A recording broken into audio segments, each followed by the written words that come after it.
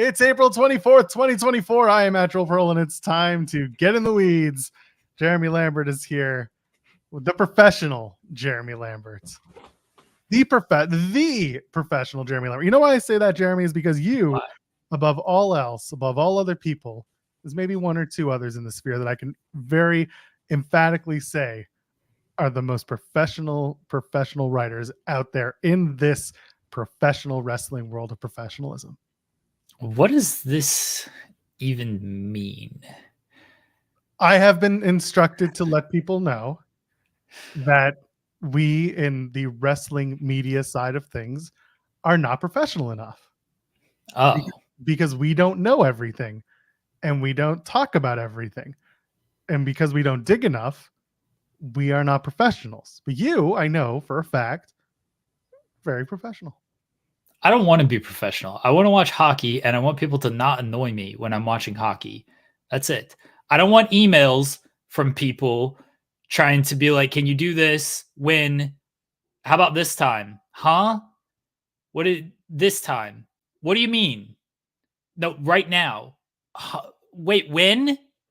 I don't want to answer this stuff. I just want to watch my hockey game. That's it. God bless Jerry Jarrett. There's a little Jerry Jarrett in that conversation right there. Huh? I don't want to be professional. Just want to watch hockey and basketball. Basketball's tonight. Apologies to my wife. Basketball tonight. Professional wrestling tonight. Professional wrestling every day. Who cares? That's right. We're here every Monday, Wednesday, and Friday. That's what we do. We come here and we talk about the professional styles of wrestling and other stuff. Because let's face it, filling 2 hours talking about wrestling, y'all ain't here for that. Some of y'all, and I appreciate it, but like, come on. We're here as people. We're here as individuals. We're here for you. Jeremy, otherwise, how are you doing? Good. Big dub last night. Tied the series at 1. Feeling good. Alexander Georgiev did not give up 4 goals. So it was a good night in the Lambert household. I went to bed in a good mood. That's good. I got kicked out of my watching space last night. What, you have a watching space? Is it here? I'm gonna bury my wife. I'm just kidding. Could you? She's bless her. Yeah, I'm amped up during these games, Joel. You know what I mean? Like, yep. She's trying to go to bed. I'm trying to watch the game. She's like, I'm going to bed, so I gotta go elsewhere to watch the game, because otherwise I'll wake her up, and she didn't deserve that. I still, fortunately, the game was over by the time she was going to bed, so I didn't have to wake her up. If the game had gone to overtime, good chance I would have, like, if we won or lost, good chance would have been woken up. But again, we're good. Got the dub last night, and now we do it all again tonight with the basketball. I've already received a rebuttal from the anonymous ITW general manager stating, quote, in caps, all I did was go to bed. Yeah. Like, who sleeps during the playoffs? What? No. Listen, do you want to say didn't kick him out? She replies. No, she didn't. She was just going to bed. But again, who sleeps during the playoffs? It's the playoffs. Listen, you know who sleeps during the playoffs?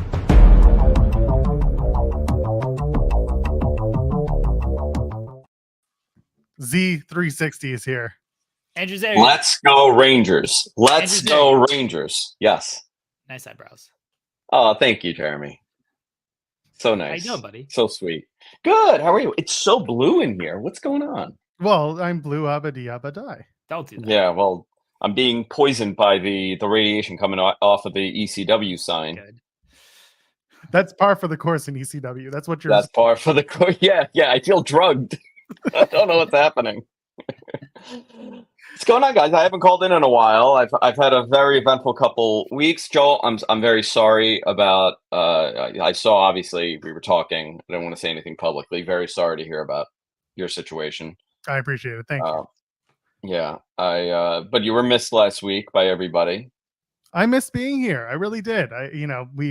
We make jokes about our chat. We often actually praise our chat because they rule. But I missed everyone, and I'm glad to be back. So appreciate it. I do. You have the best audience in pro wrestling media.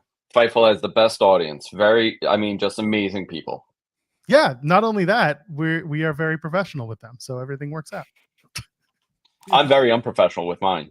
Good. I listen to your show. I listen to your show, and I love it. Okay. First of all, I don't listen live which one? Which one? Beyond the Bell? Yeah, Exclusively on Fightful on Tuesdays at 10:30. that's the one. I can't call it Ring the Bell because that's our friend DS Shin, but I'll call you Beyond the Bell instead. No, I'm having a blast doing it. It's a lot of fun. You know, we get to be a little bit more serious than normal. But I've totally taken Matmen into a whole different realm of just insanity at this point, where it's like only like 30 minutes of wrestling and the rest is me talking about X-Men 97. That's an episode. Can we talk about that? I haven't watched the new episode though. No spoilers, everybody. I just did. I just watched it because I like to watch things before I throw it to my kids. So, and I want to kind of explain to them the story. So like knowing what's happening. Very good episode 7. Okay. Very good. Way better than episode 6, but episode 6 was a filler. Yeah, you know? episode 6 felt like a bridge after everything that happened in episode 5, which was absolutely insane. So yeah, episode 6 felt like the bridge with Charles Xavier and everything. Sorry, I'm not trying to spoil too much, but I definitely don't want the new episode spoiled because it's only been out for a few hours now, and I don't watch it. It's really good. It's later. so good. It's so good. It's so good. Queen of the Ring, here you go. X-Men this week was insane. Yeah, it is.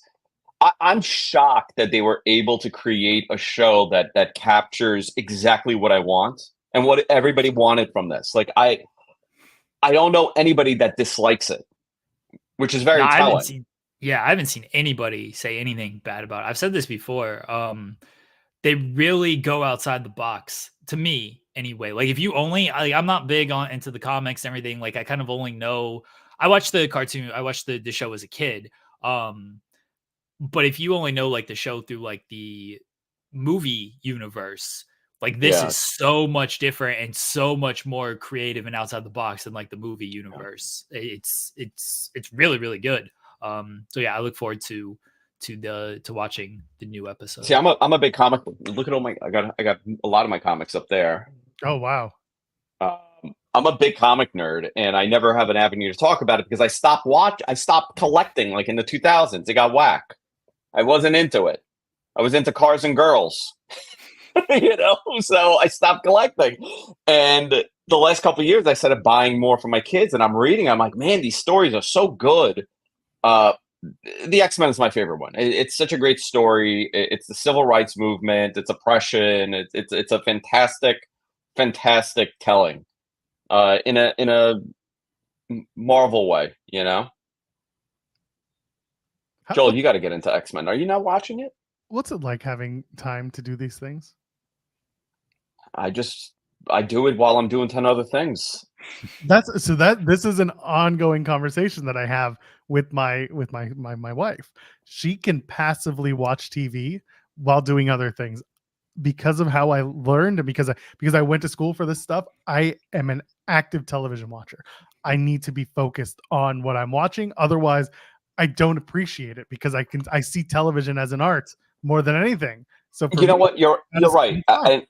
I felt like that. I actually, in all seriousness, I had that problem with the pay-per-view on Sunday because I had a lot of people over my house and I couldn't watch the show. And I at one point turned it off because it just, I wasn't doing it justice and my opinion was going to be totally swayed.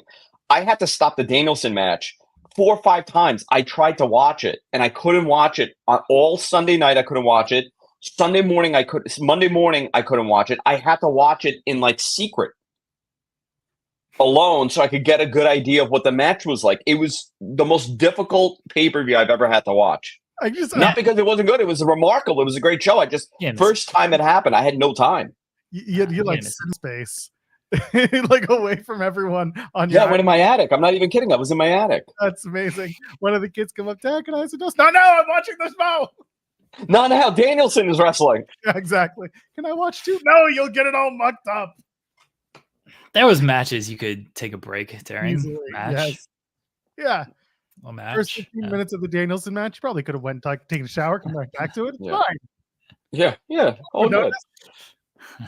Wrestling is the only form of entertainment that I can actually watch passively at this rate. Yeah, see, I usually work while wrestling is on. But I'm with you, Joel. Like, I can't watch a show if I haven't seen it. Like, I can throw on The Office, I can throw on South Park, and it can just be on as like background because I've seen these episodes a million times, and be fine. But like, if it's something new that I haven't seen, like, I have to be paying attention. I can't be like on my phone or trying to do work or anything like that. Like, I have to actually be watching the show. Otherwise I will completely, like, I'll miss one thing and have no idea what's going on. Yeah. I tried to do that with Game of Thrones. It didn't work well for me. I had to rewatch the whole series. Oh, the last season is so good. The last season is so good. You know, the last season had 2 good episodes. That was it. The whole season's good. You liked it? Did you like it? Oh, yeah, because everyone else hated it. And I just thought that show is so slow moving. I could not give a shit about anything that happened the first however many seasons. But the last season, when they're like, let's cram everything into like 6 episodes, I'm like, yeah, none of this makes any sense. It rules. I hate that show. Fuck Game of Thrones. Yeah, you know how we were supposed to have 2 more seasons to tell this long story? Yeah, we're just going to do it in 6. Yeah. Because we want to go, we need to go do Star Wars, so. I can't stand that show. The new one's good. House of the Dragon's really good. I haven't watched it. I refuse to watch it. I have no desire to watch any of that. Isn't House of the Dragon a staple in New Japan? House of the Dragon, yeah, that's a stable in Noah. Yeah. In Noah. That's a Noah stable, yeah. Everyone's got a house in wrestling. This is the house that AJ Styles built. There's Torture, the greatest stable of all time. Absolutely. Jungle Jack Perry now heading up the House of Elite in AEW. Their house, their EVPs. Yeah, well, you know what? They could do that for the crossover when the show comes back. It could just be the House of the Elite, the House of the Black, House of the, who else is there? House of the Chaos. Oh, the House of Chaos. Back this weekend, baby. Back this weekend. Let's go. MILF Manor. MILF Manor. You watch the worst television I've ever seen. Tier. How dare you? Oh, MILF Manor. MILF Manor. Fantastic. I watch X-Men. We just talked about X-Men. How are you going to say I watch the worst television? Yeah, no, X-Men. You know what? No, you know what? You're neutral now. You're back in the middle. One terrible show, one fantastic one. And that's why he's the most professional person in here. Yeah. He's neutral. Ryan Myers. Yes, the most professional writer. Oh my goodness. So let's give me all your scoops is what I'm getting. Oh, I know what you want from me. I know what you want. I don't want anything. I know what you want. I know nothing. I know nothing. I did. So what Joel's talking about is at the end of the show yesterday on Beyond the Bell, somebody asked me about the WBD deal. Okay, it's like a super chat. Shout out Glass. And that's who it was. Was it? Yeah, it was Glassdoor Gamer. Yeah. Yeah. And literally right at that moment, somebody was watching the show, and they sent me a message. And by the way, a lot of people like, "Oh, Will's mess." It was not Will Washington at all. Brian Danielson. Brian Danielson. It was Brian Danielson speaking to Dave Meltzer on the phone while my wife is in the elevator. That's a great story. I should talk about that again one day. I should tell the real story. I should tell the real story. 2 things that wrestling fans will always go back to. 1, if it's news, it's coming from Will Washington. 2, if it's WWE related to PR, it's Chris LeGentil, and he's the only person in WWE PR exists. Can I tell you something about Chris? Okay. Yes. I'm this is my bias. And I'm not honestly, I'm never full of shit about stuff. And I'm always sure that I genuinely like that guy. Genuinely like Chris. It's a hot take now. I know. I've had nothing but positive, great interactions with him. What a shill. I'm such a shill. I'm such a shill. Damn. Such a shill. In the news outlets everywhere. What was the story that came out about him? I saw that there was some stuff. I'll talk about the WBD thing, but what was the story? I missed the whole thing. You know what the story was? The story was he found out who Chris is at WrestleMania weekend and decided that he is the poster child for blame from WWE PR. That's the story. There's no other story. I mean, what's the... He's head of communications. He's a VP there. He's now Hey, doing don't- talent don't- relations. And guess who did it before him? Adam Hopkins. And you know where Adam is? Oh, At really? AEW. Oh, there he is. Zeri, Yeah. don't try to make sense. Yeah, of don't this. try to make sense of It's people just- who don't understand what they're talking about. It's just people online. They're all idiots. Not you guys in the I'm chat. like- We love you guys. I'm like, what the F? I mean, listen, you know, at one point it does become ministry of propaganda. You know, any PR position, that's what it is. And you gotta know the game. And sometimes it's good conversations. Other times, you know, it's that all in tweet that came out last year about how they'll only do 40,000 people. Oh, yeah. You know, you just got to be smart to know what's what. They're all idiots. But Chris, I got to tell you, I know Chris pretty well. Actually, somebody that works with Chris, his wife and I went to school at a small universe. Just happened. I find it bizarre when people are attacking people for doing their corporate jobs.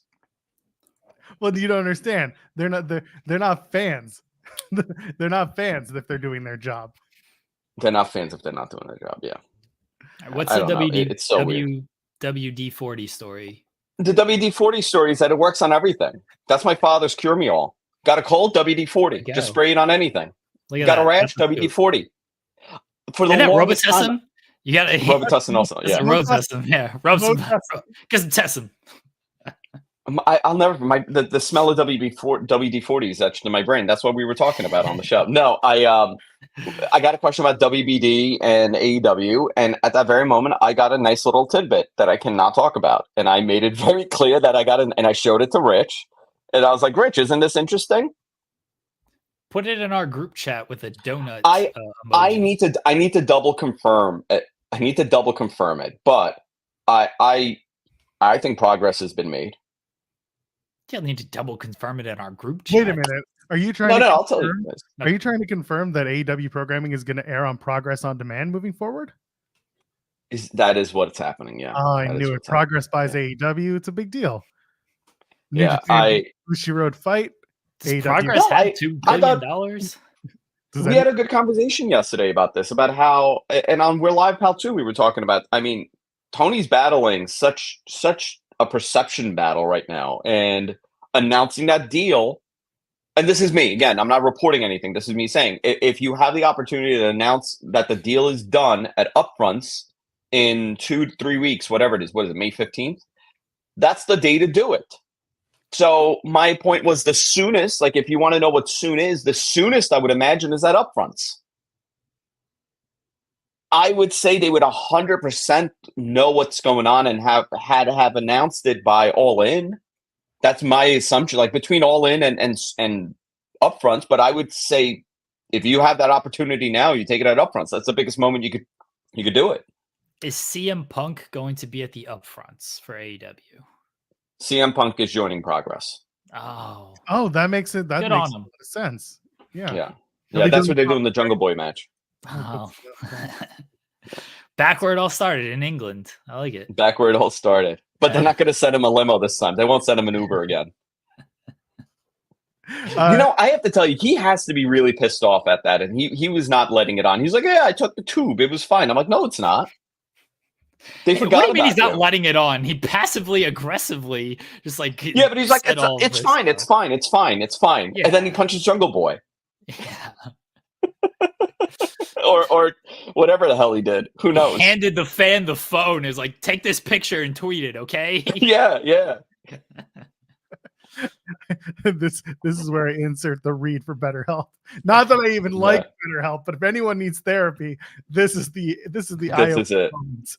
Yeah, this is the moment. By the way, Dynamite is in Everett, Washington on May 15th, so same day as those potential upfronts. So you got something. Interesting.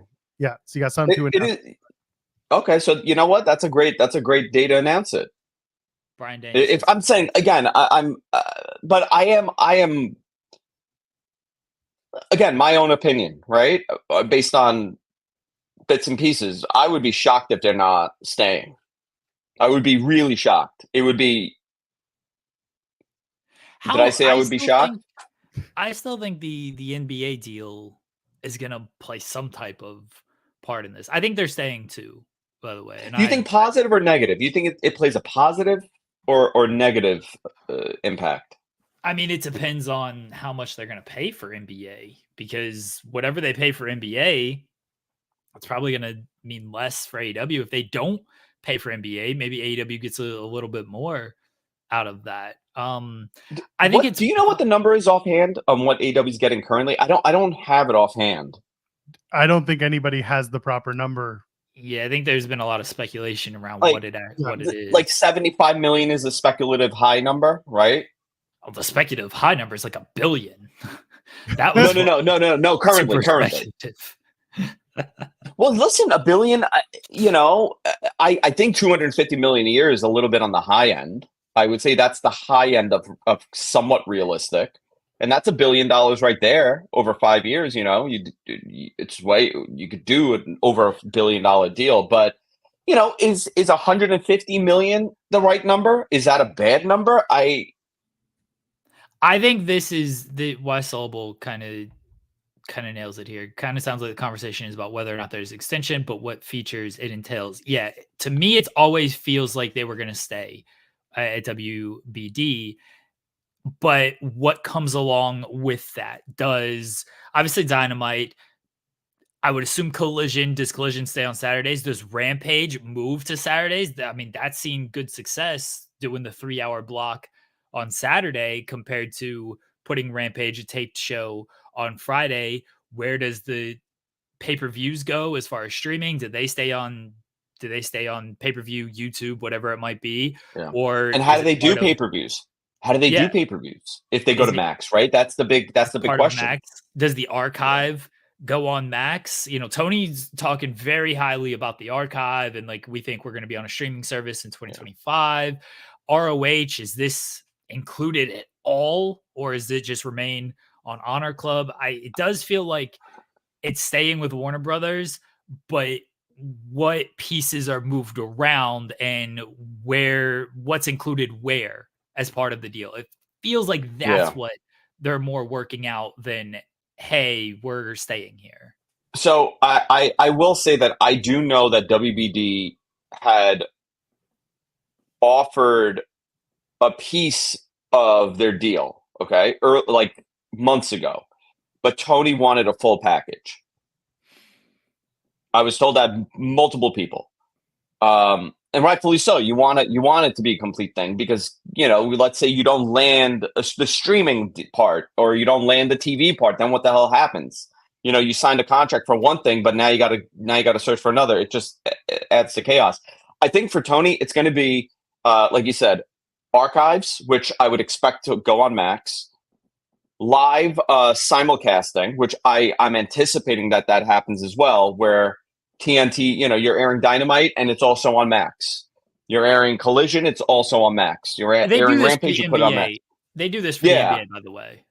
Yeah, and this was said to me by someone at WBD that this was in play. This is something that they were looking into because they had great success with the NBA. It's working for them. And I wondered why, and the answer was interesting because I would imagine if I'm watching basketball, I'm putting on linear. I'm not putting on streaming to watch basketball. And the response was they said it is more of a generational thing. TV viewership is older for linear, and they are not adapting streaming as well as young people. Like my father, right? My father's almost 70. I have to put on streaming for him. If there's a pay-per-view, it's like he has to go to BR, then he has to find it, he has to scroll. It doesn't work for him. Sometimes I just order a pay-per-view for him.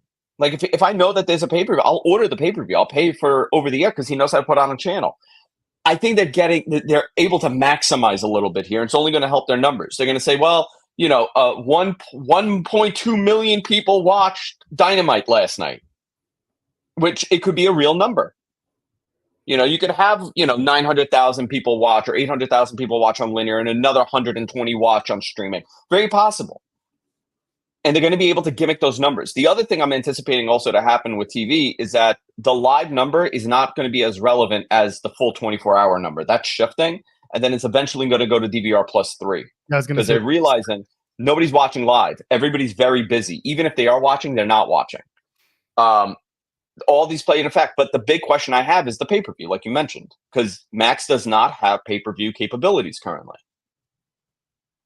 So then what do? Is Max going to pay them the cost that it actually costs them? Like, AEW gets 100,000 buys on, let's say, to round it up, to make it a nice number, 100,000 at $50. Then you do a rev split. So they're probably keeping about 30% of that. Is Max going to pay them that 30% or give them a little bit more and say, okay, now the pay-per-views are on Max exclusive? I'm just looking at some numbers that Brandon Thurston has said. The high end of realistic for a rights renewal was 250 million average annual value. High end. I think that's high, unless I don't know. Maybe I don't know what their ad revenue generation is, but that's a lot of money to have to make up. That's also full on package, and that's going to make them profitable. So keep in mind, that's 2 hours of Dynamite, an hour of Rampage, and 2 hours of Collision, plus pay-per-view. And then hope ROH would stay on Honor Club, but if they can get ROH into the deal, then that's another one that adds in. I've never heard one thing about ROH, by the way. No, nobody's talking about ROH. Everyone seems to be and you guys are in on it. You guys hear stuff too. I don't know why. I don't know if it's just unvalued branding for WBD, and why. But I wouldn't have a problem if they put the archive of Ring of Honor on there, and that could be a nice little test to see if anybody's interested. ROH is very much the hardcore of the hardcore. It's the same reason why I'm sure it's different time now, but like when WWE was working with Evolve, Peacock probably wasn't like, yeah, let's get the Evolve archive on here. I mean, ROH has a lot more history and has wrestlers who are still very relevant.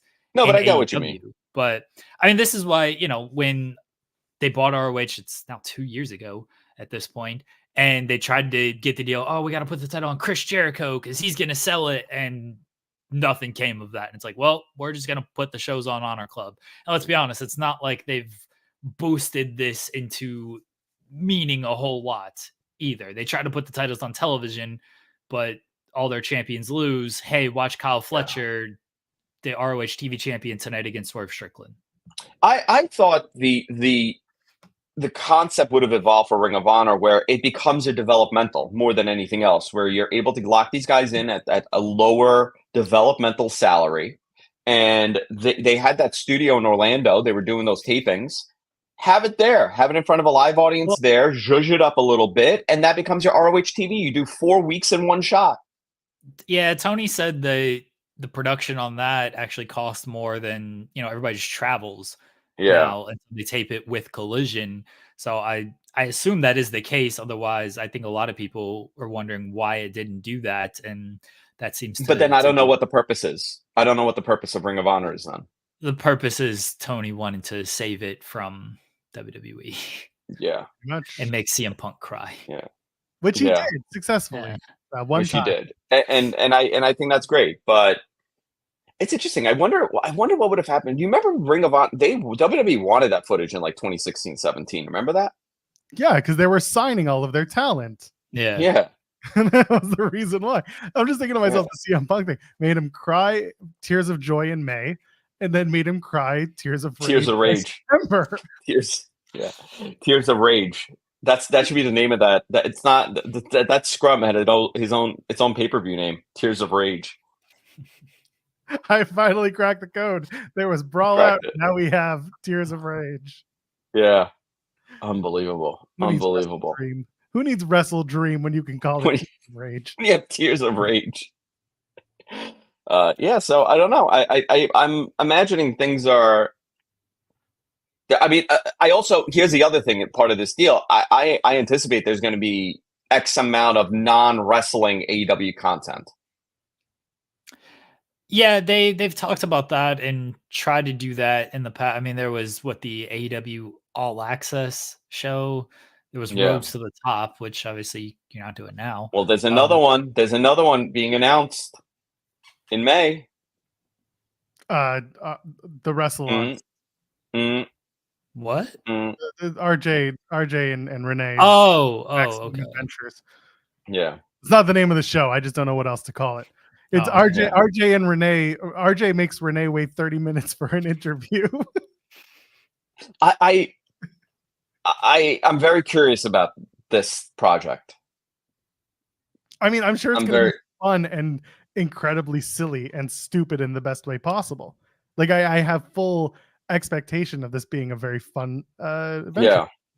yeah. Especially if they both, if Renee and RJ get to have their hands all over it, their fingers all over it, it will be different. And I like that. I think they should just reenact episodes of Frasier.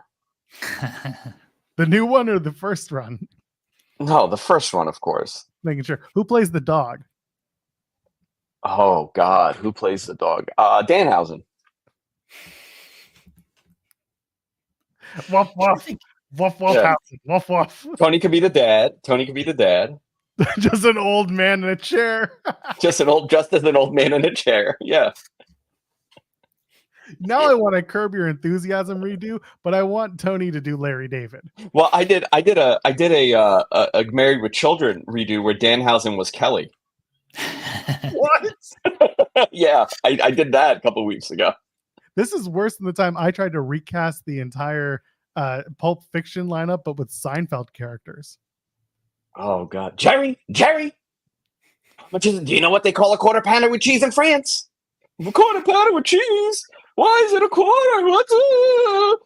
Does my Distressed Jerry look like a bitch?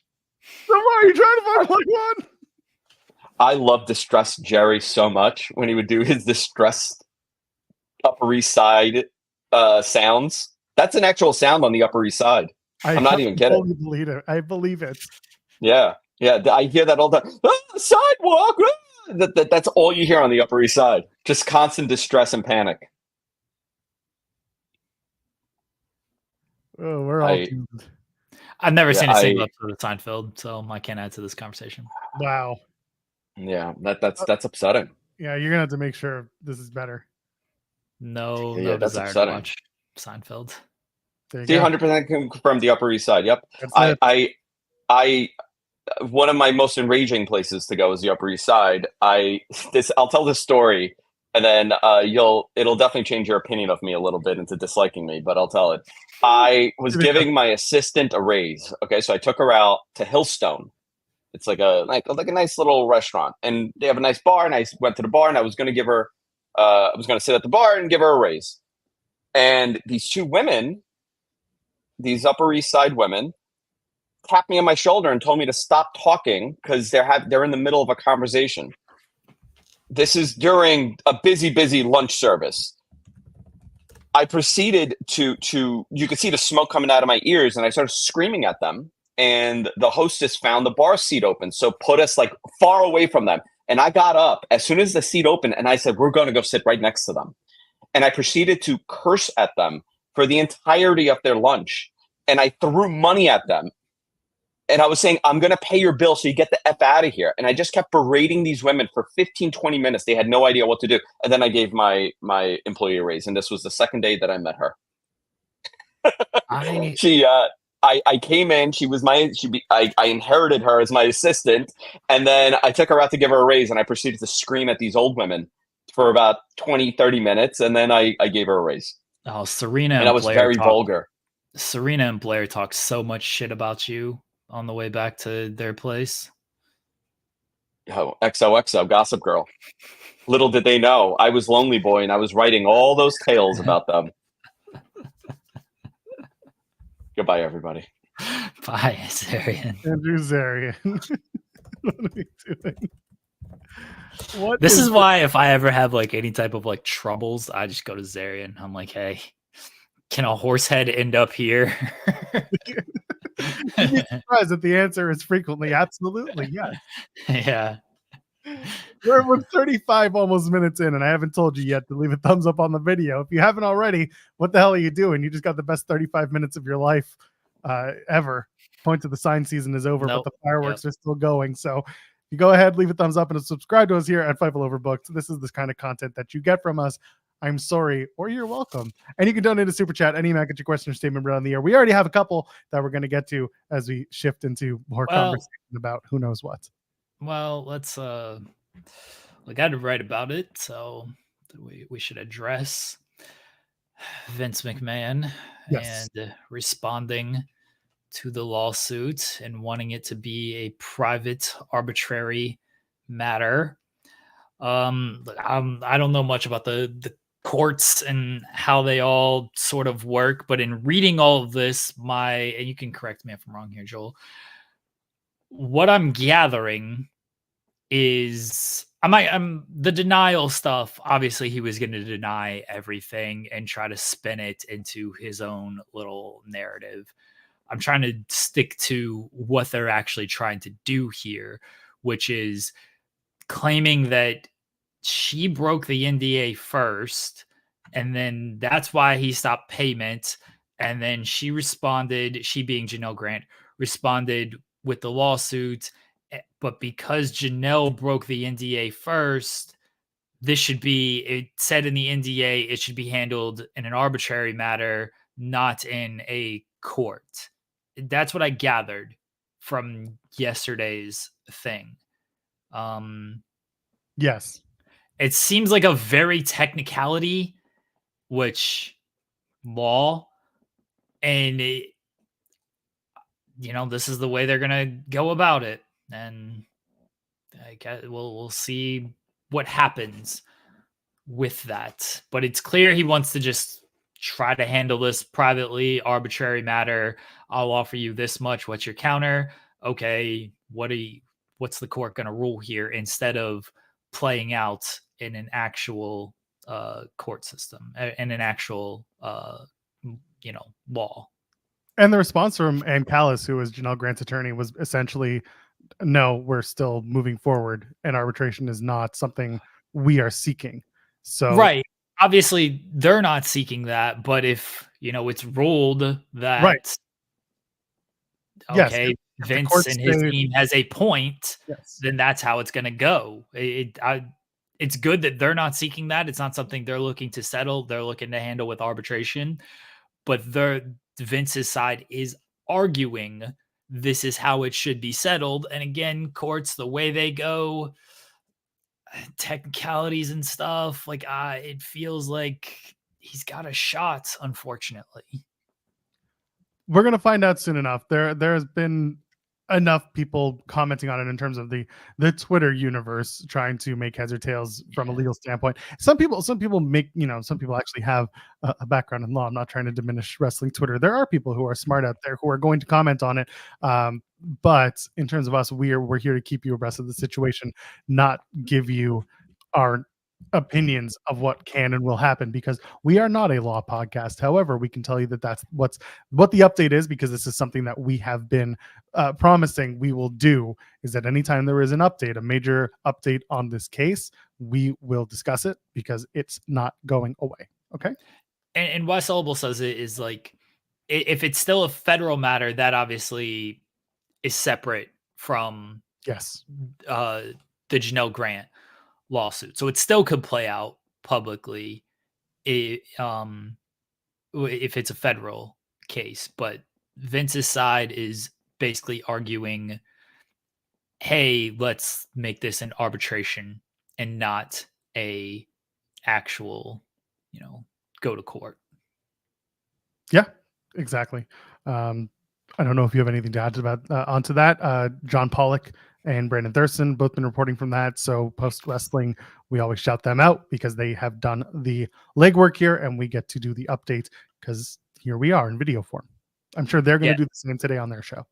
Yeah. I always encourage everyone to check them out, and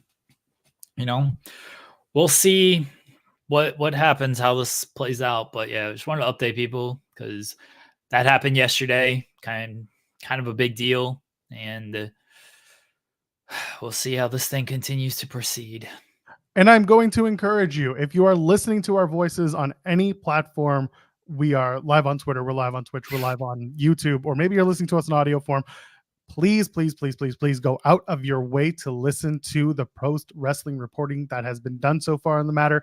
They have gotten it accurate. I'm not talking about right. I'm talking about accurate. They know what they're talking about. They have followed up, and they have had the conversations and given the perfect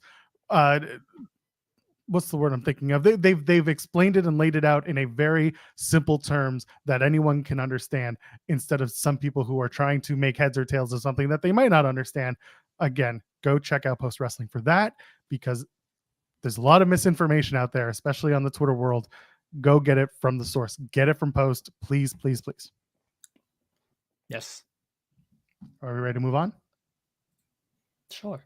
Okay. Ryan Lambert sends a super chat saying, waking up from my after birthday, non-alcoholic, mind you, hangover.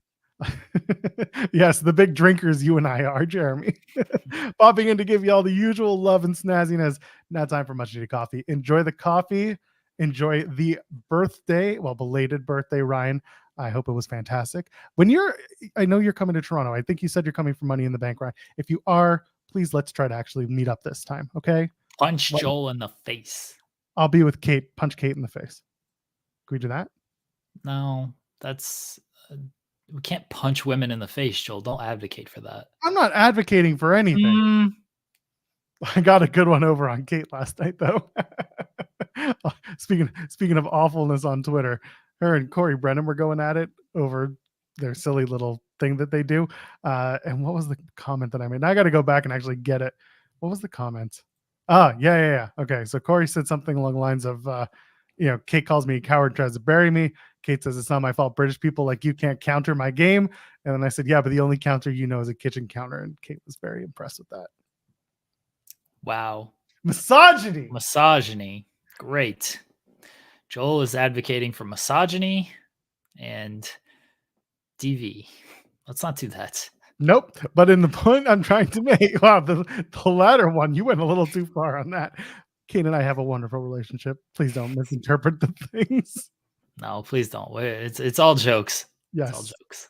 That's 99% of our team here at Fightful. It's just jokes and making us feel awful about each other, mostly. This is actually a very important question for you, Jeremy. Def Rebel sucks. We have a report today coming to Fightful Select about their current WWE agreements and how that's looking. They're not. Corey also added they're not getting released. They're not getting renewed. This is just a perception article by the sounds of it. So FightfulSelect.com, best $5 in the business. You get some Def Rebel scoops today.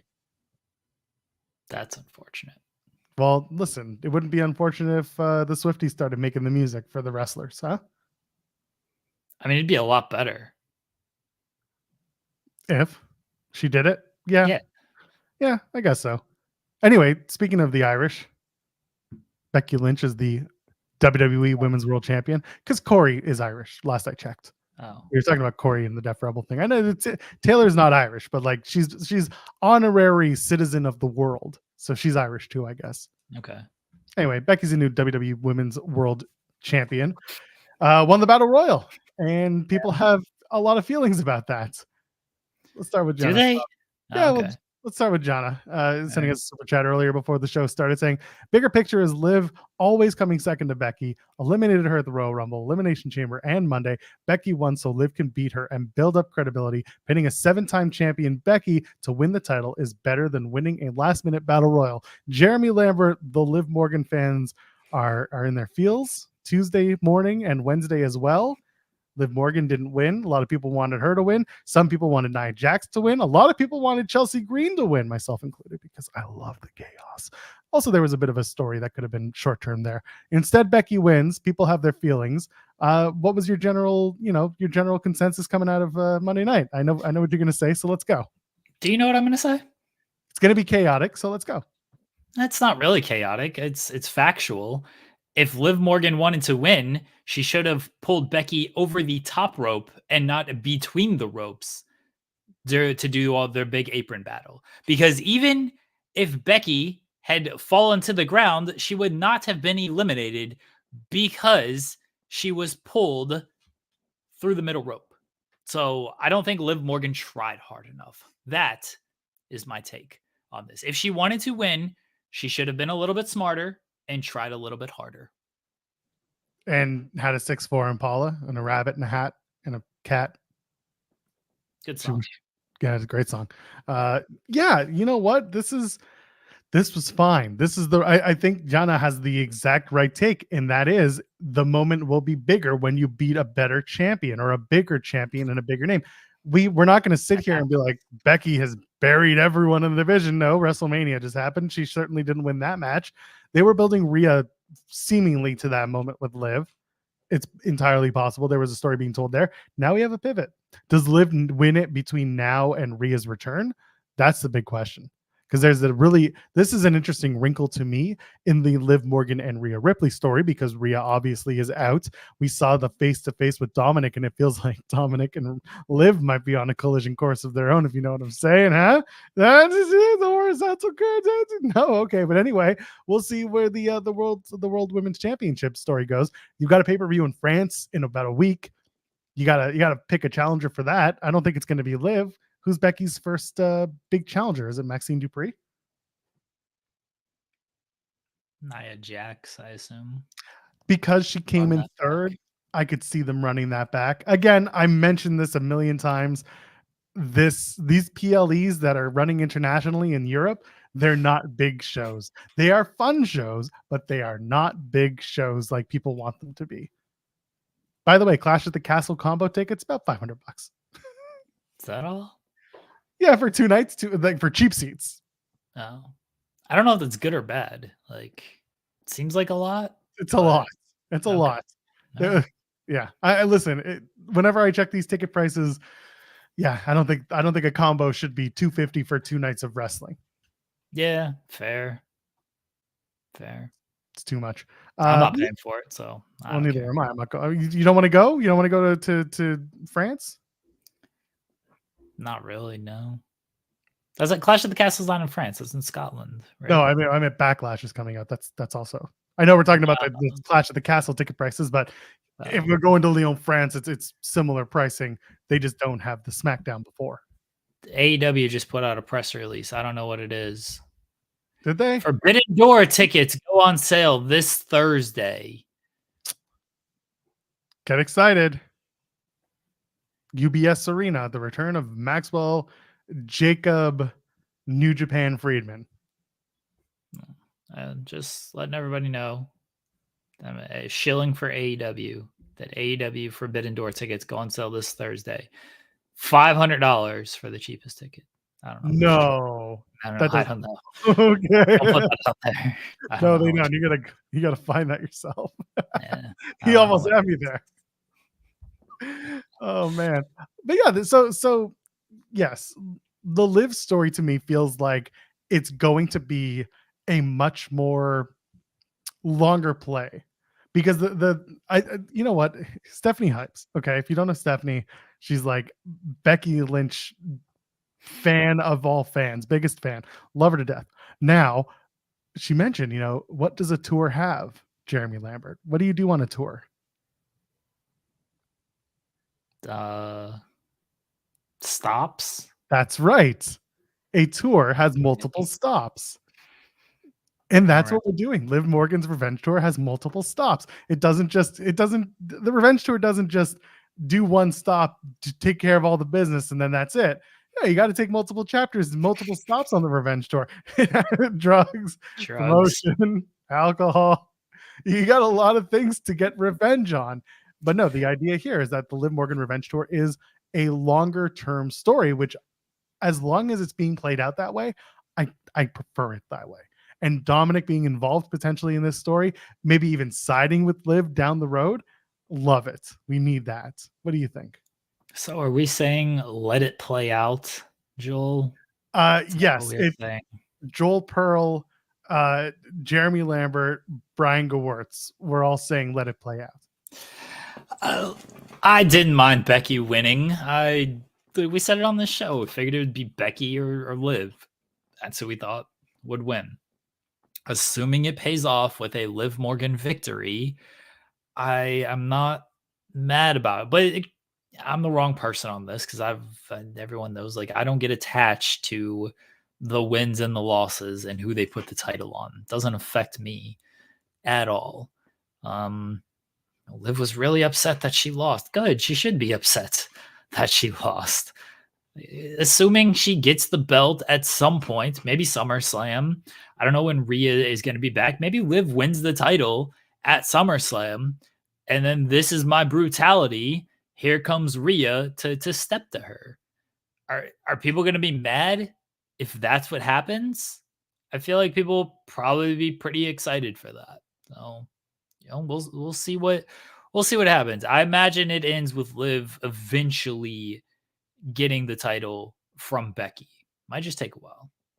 And I'm really upset now thinking about all this. Whoever wins the women's Money in the Bank briefcase, probably going to be from SmackDown. Probably going to cash in on Becky or on Bailey. Who's that going to be? It might just be Tiffany Stratton, unless they have some turn and have someone new rise to the ranks. Because I think Tiffany Stratton is the type of competitor that you can have build through wins and just development of character and not do the briefcase.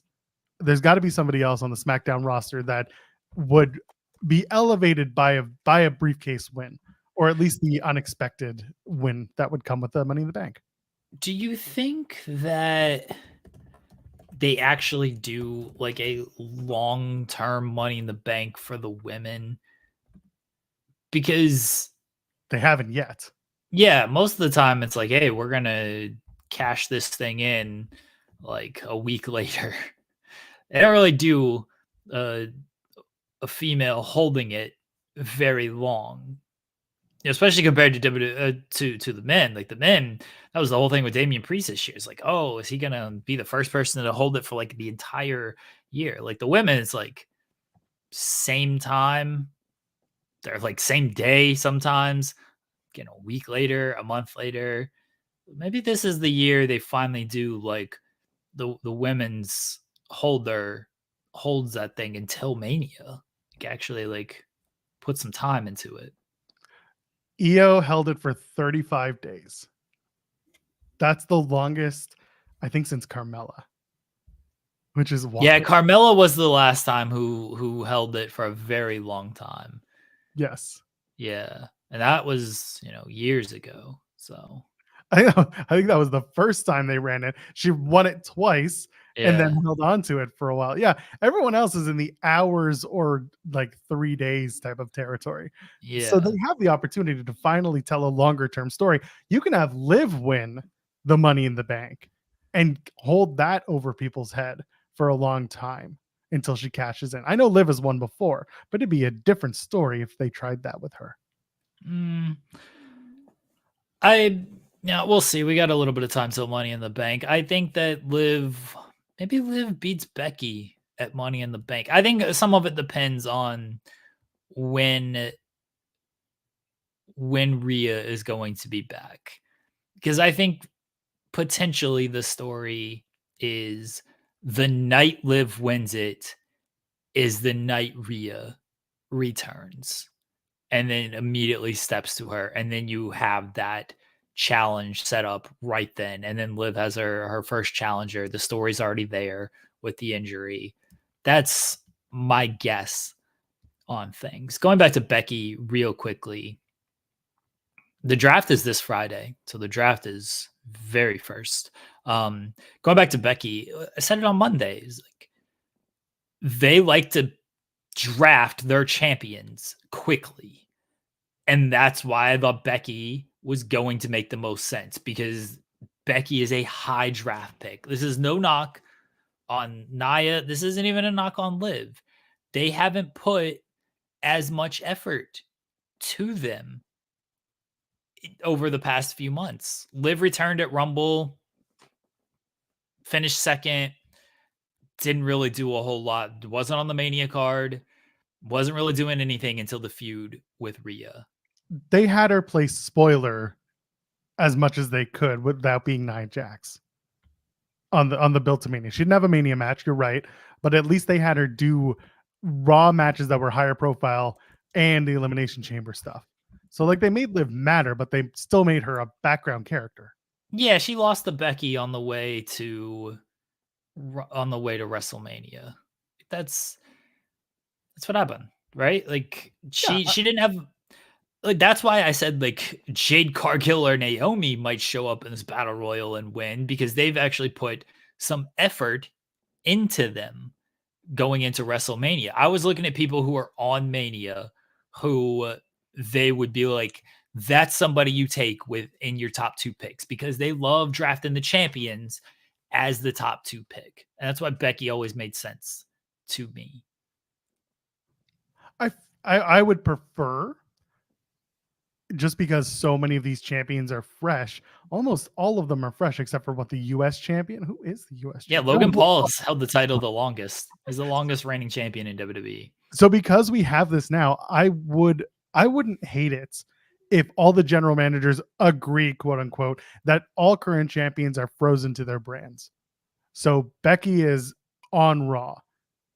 Bailey is a SmackDown star. Like we just lock them down as it is, because those are the titles they hold. Those are the titles associated with the brands that they have titles for. And then if they lose those titles, they go into free agency, and then they could be bid on to show up wherever they go next. That's how I would play it out, because like I said, every title holder, with the exception of Logan Paul, is fresh. Cody is on Raw, but then he said, I'm going to SmackDown. Last week he said effectively, I'm done here. I'm done on Raw. I'm going to SmackDown. I hold their title now. Yeah, the title that Cody has always been associated with SmackDown. You just wouldn't know it because Roman wasn't showing up too often. At least when he did, he showed up on SmackDown with it. Yeah. No, I understand what you're saying. Of the champions are frozen, and then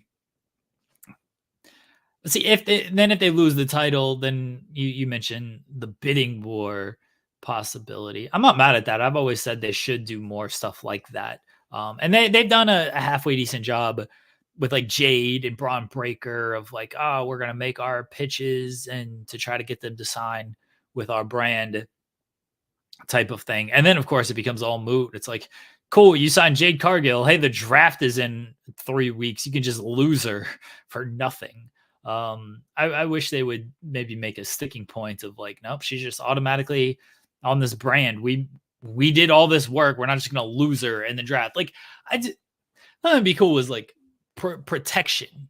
They do that in expansion drafts in sports of like, you get to protect 5 players, 10 players, whatever, depending on what sport it is how many team people you get to protect. Like, I think that would be something kind of cool for the draft. We're 2 days away from the draft. I don't think it's going to happen.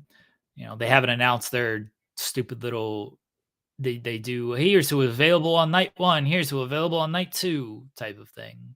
The draft starts on Friday, doesn't it? Yeah. At some point they'll release that on like Friday evening or something, like 2 hours before the show. Thought I was about to sneeze. Do I fight it? Can I fight it? I can fight it. We're okay. The professional live radio, and again, with the draft coming up, you can't really start meaningful storylines knowing that everything can get blown up by the end of the week. And to a certain degree, I know these conversations have been ongoing more so than other years in the draft, but you can't really start unless you have a bit of a foresight into where you want some of these wrestlers to land. For example, you break up Kaiser and Vinci. It feels like they're going to get busted up in the draft, but they might have a match of some sorts in France just to blow off whatever they're doing. And then one goes to SmackDown, one goes to Raw, and they continue on doing their thing. Good luck to Vinci. Just reprise his NXT 2.0 character where he's a maximum male model. Oh, damn. Can't do that. Good luck to him. They clearly got plans for Kaiser. Obviously, Gunther's Gunther. I don't know what they're going to do with Vinci. He might end up in NXT. I don't know. I wouldn't hate it. I mean, they're sending a few people down to NXT. They're sending an entire faction down. The house. Who? Wait, who's going? Who's the faction in NXT? They say TikTok a lot. What's Natalya's down there. Shayna Baszler's down there. No, the House of TikTok. They got an old guy with glasses who speaks with a gruff voice. The TikTokers. Grumple? Grumple, that's right. Gary and Grumple. I have no idea who you're talking about. No. House of Talk, House of TikTok, House of Cross. All these houses. Yeah. I think this is it. I think we found it. Their House of Borcher. House of Borcher. Ah. That's got to be a Sour Graps thing. That has to be a Sour Graps thing. Who people are talking? What are all these biblical references coming up? I don't know what group Joel is. There's not a lot of people going to. Ivar's down there. The Viking Raiders? Is that what you're talking about? Oh, it could be half of the Viking Raiders. Viking Raiders. Okay. I'm glad we figured that out. Samurai Man Bun, Hot Cross Buns. I don't know what group is going to NXT. Anyway, there's like 5 of them, and they're all going down together. And that's a lot of people to send down to NXT at once. There's only so much room. I watched that show last night. You know what stood out to me on that show? Trick Williams won the championship.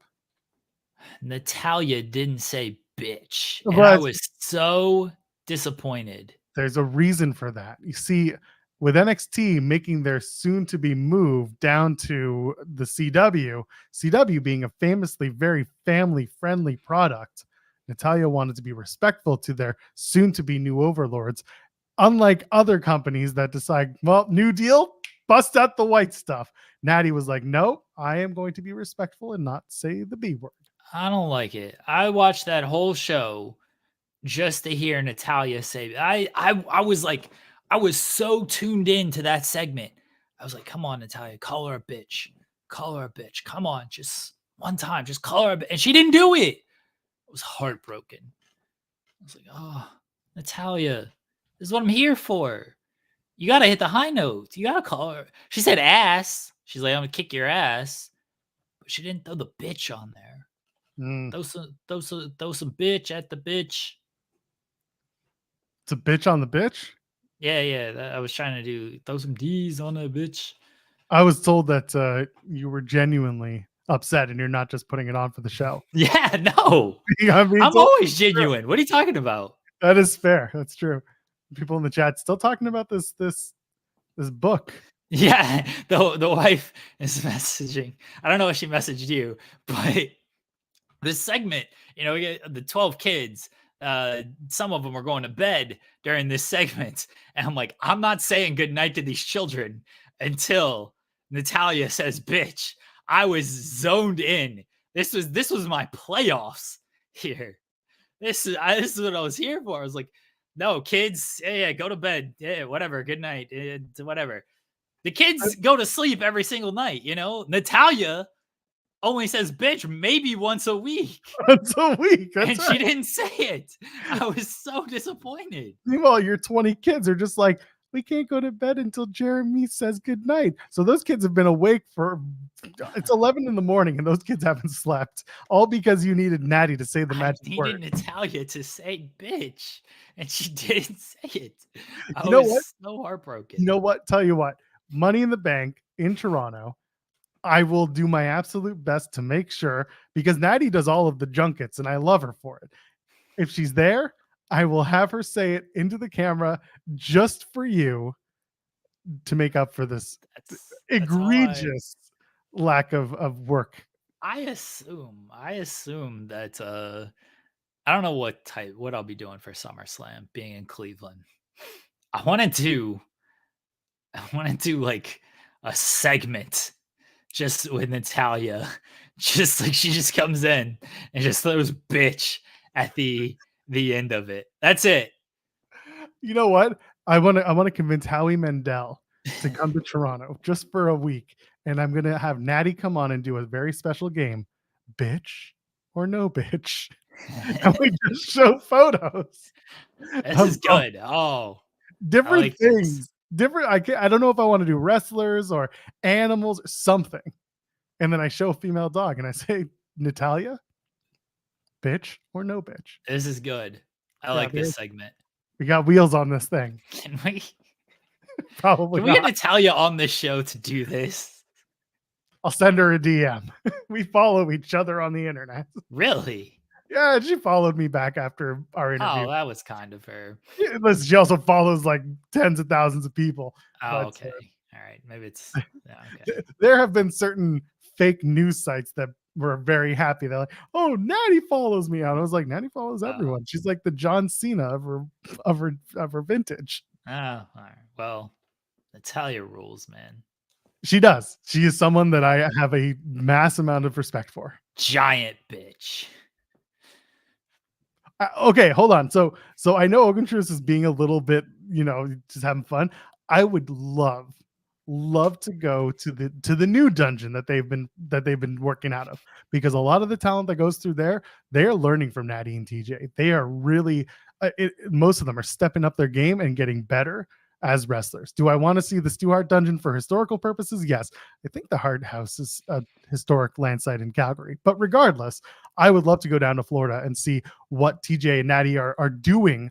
It's just wrestling rings, but it's more about what they're teaching, and that's pretty wild stuff. Play the game with Natalya. Bitch, bigger bitch, biggest bitch. Bitch, bicker, or what's another B word I can use? I just gave them all. It's all B's. It's all bigger. It's bitch, bigger bitch, biggest bitch. That's the game we're playing with Natalya.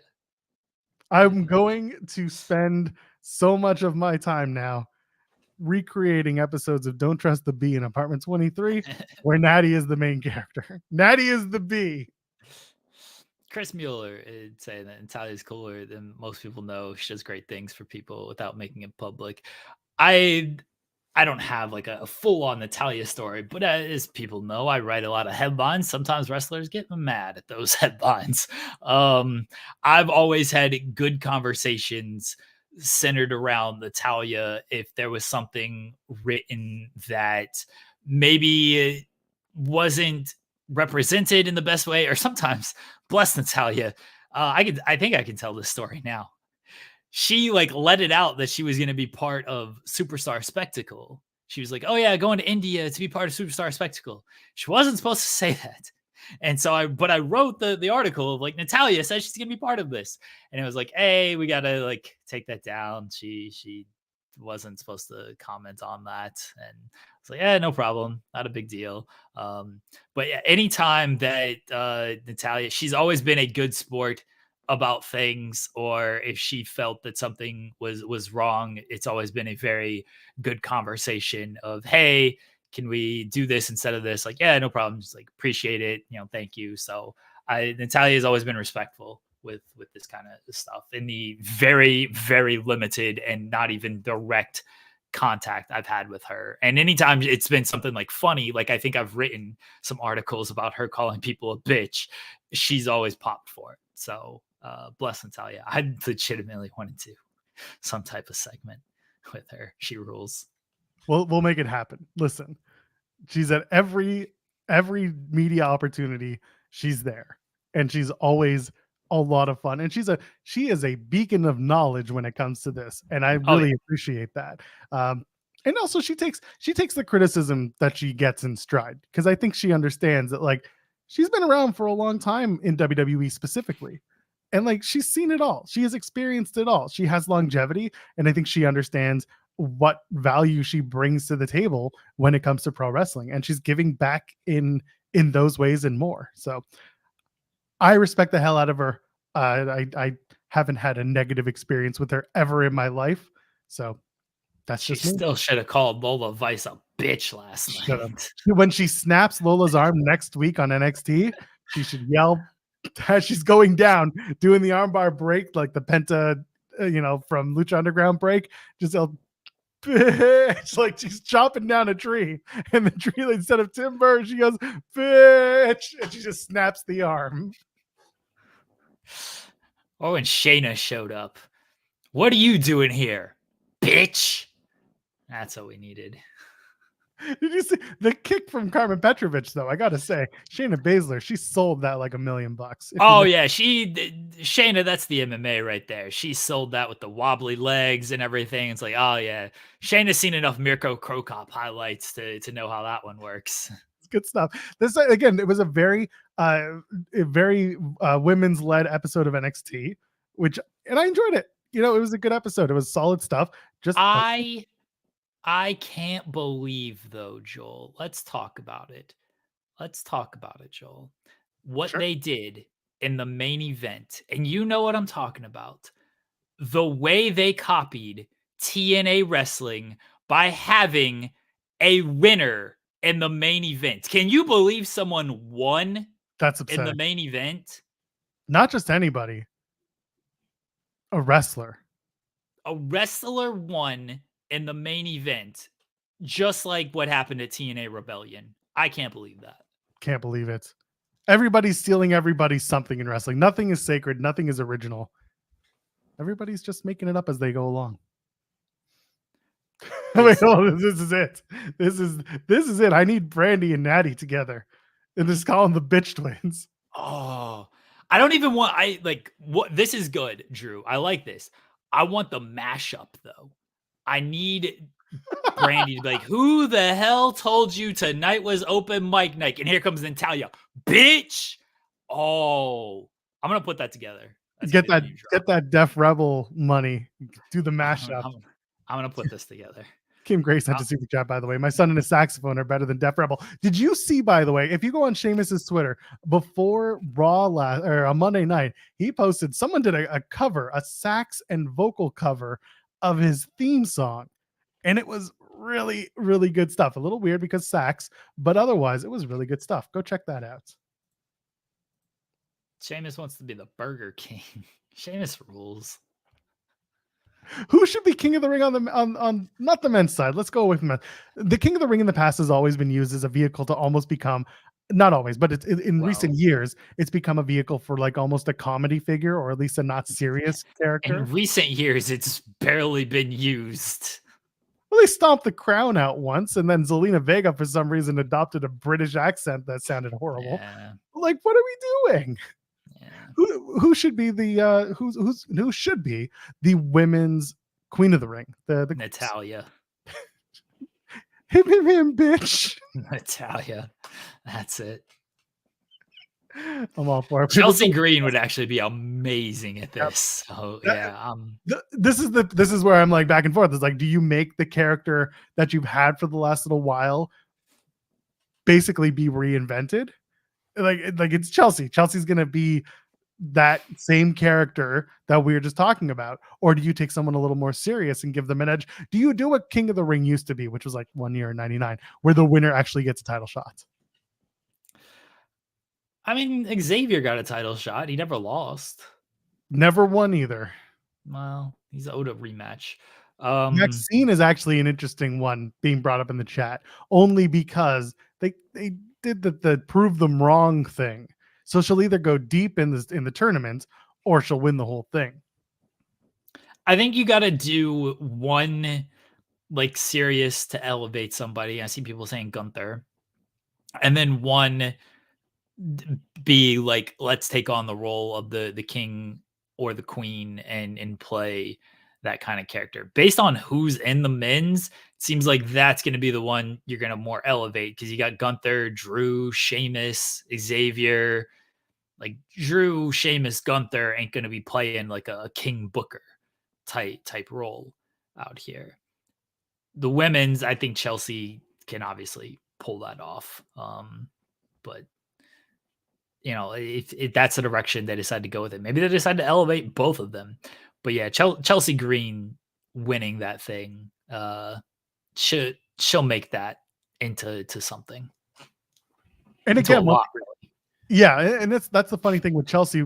On Monday, people were kind of saying, you know, there is a serious and interesting idea to have her become the champion for Monday Night Raw, because she's obnoxious. It's a fluke winning a battle royal. It can be a fluke win. And then she could be obnoxious as hell to Adam Pearce and be like, I'm the champ, I'm untouchable. And then there's like, you can't pay it off. That's the problem in terms of like being the women's champion and having a male authority figure who can't like put himself in a match with her. But like there would be little things for a short-term champion. The payoff is you beat your champion in like 30 seconds. And this is why I think they went with Becky, is because after Rhea's long reign ended, unfortunately, with an injury, I don't think they wanted to just do like, hey, let's do comedy transitional champion here. Let's like keep it on someone established. And again, I think the draft played a portion of this too. But let's keep it in someone super established and continue to make the title mean something. But this is what you have like Queen of the Ring for, is to do some comedy bits like this. So Chelsea makes some sense. Yeah, we had a super chat earlier from Bell Renat. Thank you, by the way. So I think we got to look at the bigger picture here. I think Liv will be champ when Rhea returns. Becky is WWE's Mox. When they know the crisis hits, they can turn to her and she'll always come through. And I think that's a really good point. And I've seen others make the Moxley association with Becky, and it works. Again, Liv has a longer story of play, and her chasing the championship, while it's felt like a while, it's only been since before WrestleMania. It's been a serious topic of conversation for her. Well, it's been years since she's held the title, but yeah, she's only been back since Rumble. So no, I agree with that. This is basically what I've pitched. I think when Liv wins, it's immediately going to be cut short because Rhea's back. So I think, what if Rhea wins the Money in the Bank, comes back, surprises everyone in July, because we don't know how long she's going to be waiting for it, and then they do a short thing, or she holds it over Liv's head. Nah, because I don't like Rhea with the briefcase. Rhea should come back and immediately step in and be like, I never lost this damn thing, so give me my title shot. I don't want Rhea with the briefcase. That's fair. I get it. It's why I'm kind of just throwing it out there as like it's there, but that's why I go back to SmackDown having the briefcase, making the most sense. Yeah. We'll see. You're doing well when Alex Pulaski agrees with you, by the way. What do you agree with? He agreed with the champions get locked down for the draft. Oh, scenario. Locked down. And they put the bars on the screen. I used to have that. Yeah. I used to have that on my Jimmy and Sean used to use it. I have it. I got rid of it because I was like, they're not doing the AR graphics. I'm done. They should bring those back. Rules. They should. That'd be fantastic. Sorry. Alex just retweeted and said, Joe Gacy has a great idea here, folks. That's another person that I need to interview over Money in the Bank weekend. If I can't do that Joe Gacy interview where I'm looking into a mirror, I don't know what we're doing. If he's not on Media Row, I am going to take a mirror to the media day and just do a bit where I interview myself. You gotta do the Spider-Man meme with Joe Gacy. I would plan on it, yes. Yeah. We're gonna make that happen. I swear to God, we're gonna make it happen. The Spider-Man meme, the interview, the mirror, Twin Magic interview, the whole 9 yards. We're gonna do it. Oh man. Joe Gacy should interview you, and you be Joe Gacy. Oh, we're doing it. He's like, why you been on that roof for, buddy? Every time he tweets, where am I have to look at my surroundings. The other day I was on the bus. He was like, where am I? And I was like, you're not being anonymous on the number 7 bus, tell you that much. Oh man, we need more Joe Gacy interviews. That's what we need. Man's been around for a long time. We should hear his story. What's next? Finn Balor resigned. Good on him. I think so too. Unfortunately, Cameron Grimes is released. Yeah, that one sucks. Yeah. The video. The video that he posted on socials. I think people understand what I say when I say this. I appreciate that there is a human aspect that is told when something like this happens, because I think people sometimes are way too quick to be like, so-and-so should lose their job, or so-and-so should, there's a process to this. There is a processing to this as well. If you are the person who has been released, and I appreciate that Cameron Grimes was Trevor Lee, however he's going to be moving forward. I appreciate that he was willing to put a vulnerable version of himself out there. And I think that really tells the story that people need to know when it comes to releases. There is a human side. There is a processing side. I'm very surprised. He just wasn't like a top tier utility player in that company. I think back of the stuff he did in NXT, the stuff with LA Knight and Ted DiBiase, the stuff with Dexter Lumis, he just felt like the character just felt like a guy who you need a good match. You need like a short little match to get someone over, make someone look good. Sure, you can do that.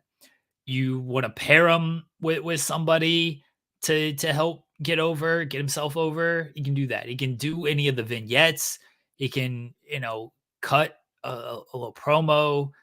He's such a diverse performer, and he had that character partially because it was like true that he made all that money off of GameStop, but like he had that down so well that it just seemed like, and this is not a knock, by the way, to just be like a strong mid-card person in WWE. Like, how many people have made a living off of doing that?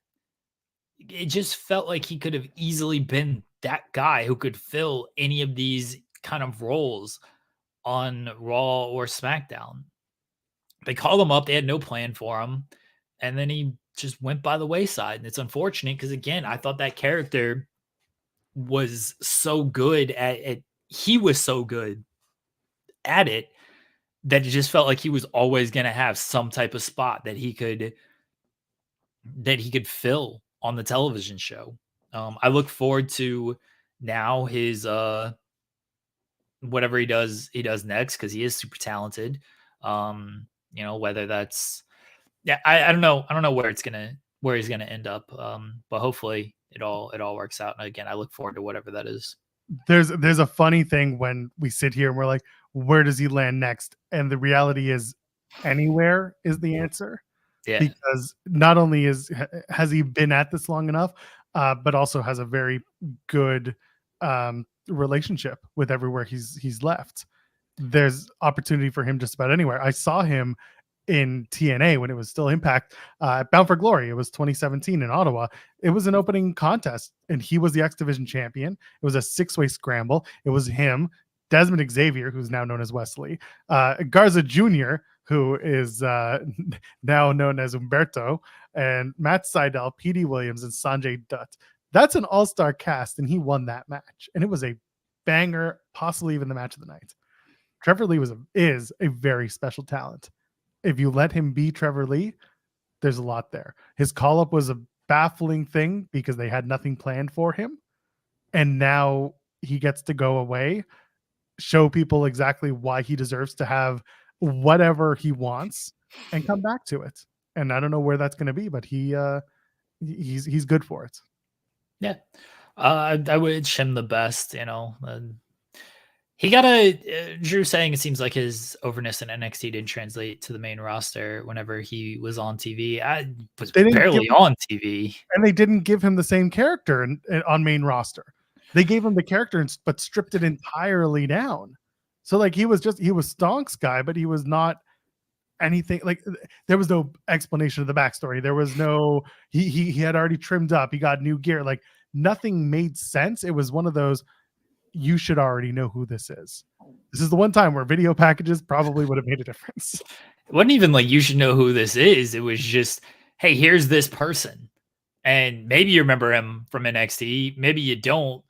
But he was never given a chance in that he wasn't able to do like the vignettes that we saw in NXT. He was barely in front of the live crowd. He did a couple like backstage stuff where he looked kind of like a dork against Baron Corbin. And that was honestly all I remember. I remember going to the SmackDown last year, and look, it was in North Carolina. So he's from North Carolina. So I'm not going to say this is full on translation.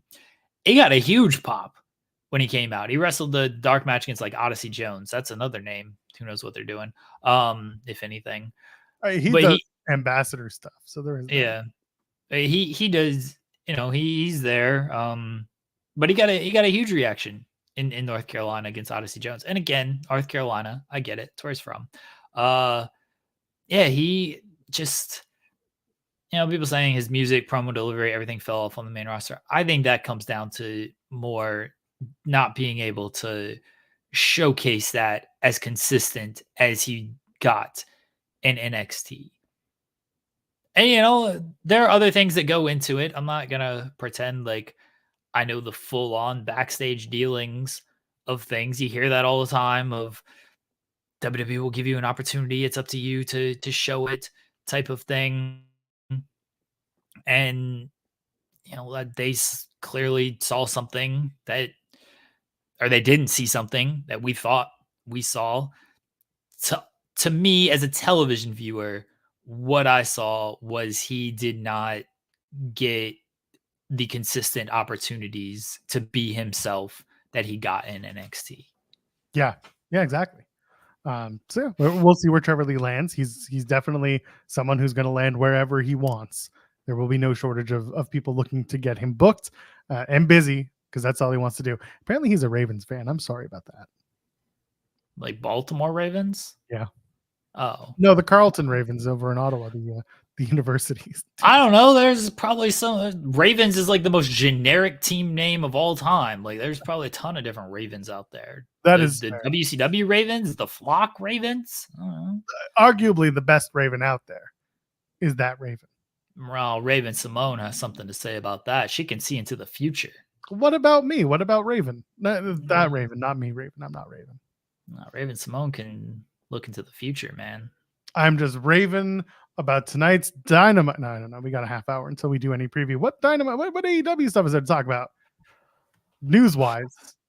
I can't believe that AEW copied the finish from WrestleMania when they had a champion win in the main event. They had a new champion crowned in the main event. I can't believe AEW copied that finish from WrestleMania. You can't do that. There is no originality in wrestling anymore. And I can't believe that AEW would do that. I can't believe they would steal the TNA finish, the WrestleMania finish from the NXT finish. I can't believe it. Just insane. Who would do that? Why are they having these wrestlers win matches? Why are they having new champions? Oh, we had a new champion, new women's champion crowned at WrestleMania. Oh, look what AEW did. A new TBS champion crowned. Oh, we had a new world champion crowned at WrestleMania. Oh, look what AEW did. New world champion crown. And then what happened on NXT? They crowned a new world champion as well. But not a new women's champion. So some Not beacon of originality over in NXT. Can't believe they are stealing all of these ideas from each other. Just terrible. Literally everything you can imagine, Jeff Valley Driver. Everything you can imagine. So here's, for people that don't get this, Trick Williams and Ilya Dragunov had a match last night, and they did the fire up spot and then the clash in the middle, right? And people are like, wow, they did the Danielson and Ospreay spot, the fire up and the clash in the middle. I can't believe they did it right off of that. Completely forgetting, fair, honestly, that Ilya and Trick did this before at Vengeance Day, and also forgetting that, like, and this is not anything, but it's not like this is an original spot anyway. Okay, we clash in the middle. Fucking Ricochet and Logan Paul did a jump in the middle. That was way cooler than any of this stuff. But the people just want to say things, especially on social media, without giving it thought. And then when they are corrected, they are like, oh, I forgot about that. Because I'm only thinking of what happened 2 days ago, I guess, instead of what happened 2 months ago. Like, wow, I can't. And then they're like, oh, shit, sorry that I forgot about this. I was corrected. I had to take it down. Multiple people did this, by the way. People I like. You know, I got to say these people, Joel. You know what I got to say? People I like, friends of ours. You know what you need to do instead of tweeting? Please. I guess that means you need to shut the fuck up. That's what I do if I don't have no army. I would fuck up. Shut the fuck up. That's it. Easy. That's all you got to do. Yes. I just sat there and said, "Cool, new champion. Good for Trick. Good for Trick." I listen. It's NXT, so they have tent poles in that brand, and Trick is a tent pole in that brand. And whatever goes on with Ilya Dragunov moving forward, I just hope they put him in a suit, as they already have, make him a Russian billionaire, and they bring him up to main roster and they start calling him Ivan Dragon, Russian investor. Sorry, Ivan that's Dragon. Yes, Ivan Dragon.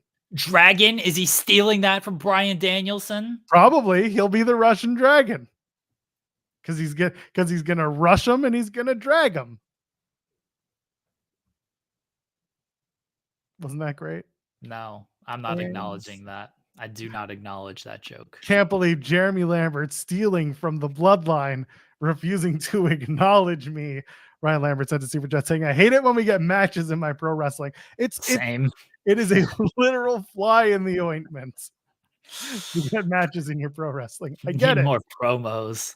On all the promos. That's it.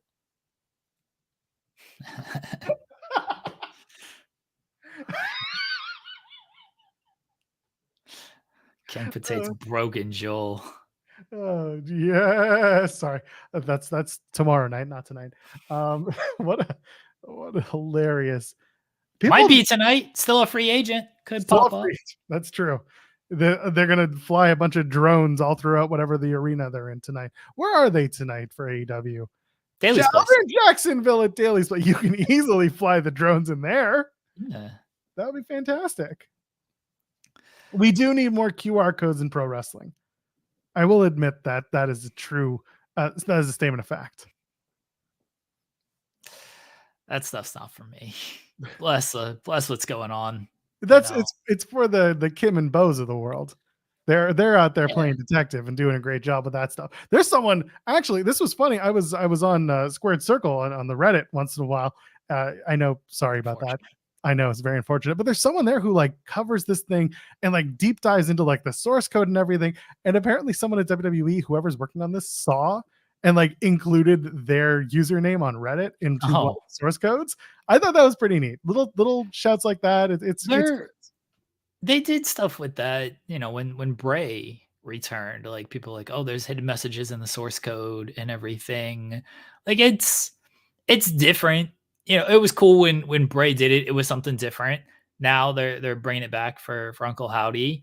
I do look forward to like the return. Everyone knows like that's extremely my shit of how insane some of that stuff could be. I'm very curious as to where it goes without Bray, because I know Bray is like super creative when it comes to that stuff. I don't know how it's going to play out without him.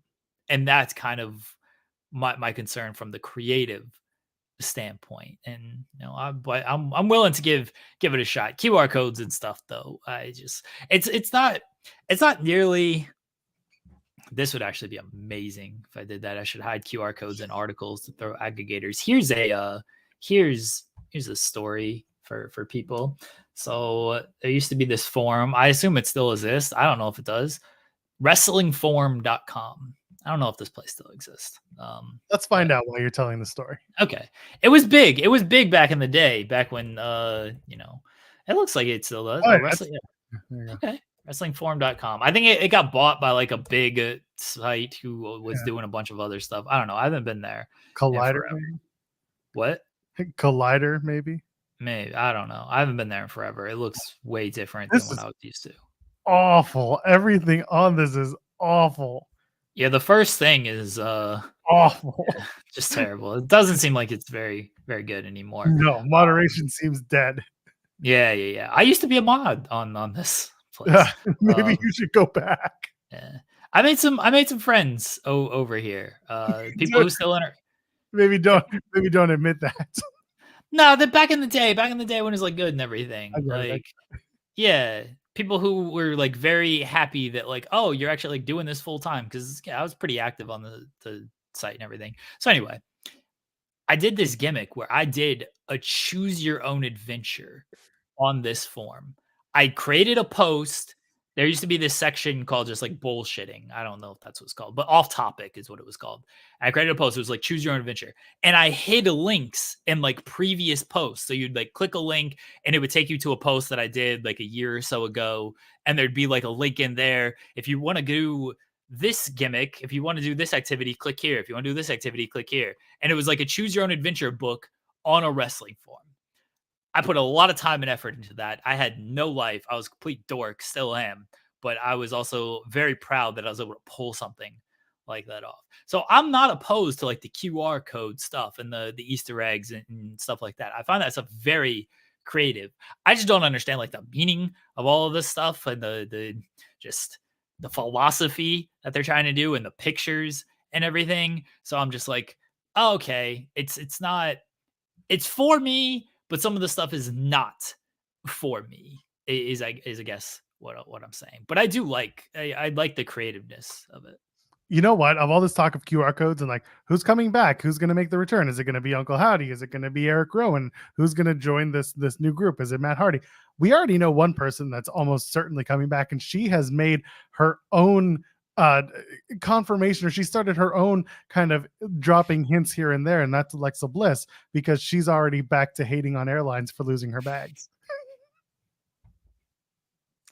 I do think Alexa will be part of this, honestly. I do. Yes. Yeah. And you know what? If she's coming back now or in the near future, I think that's wonderful. One thing I do not need to do is bring in our pregnancy and mom consultant, Cher Delaware, because we did this already. We literally did this once for Rhonda. We don't need to do it again. Granted, we didn't do it on this show. We can bring our pal Cher Delaware back on to do pregnancy updates. She's not doing anything. She's not busy doing anything. Busy. No, that's true. Have they released the G1 blocks yet, or just the names? No, that's in the fall. Yeah. We're not even there yet. That's not quite the fall. They do like Best of Super Juniors and everything first. So. Right, that's what's coming up first. Yeah, Kushida's going to win this year. Jake Lee's in New Japan. I mean, I know who that is. I'm giving everyone a minute to Google Noah and Jake Lee, so you remember who he is. So that's cool. Miz is winning the G1. He's a G1 finalist this year. The second they drop the titles, he's going over there. Jake Lee. Exactly. No pop.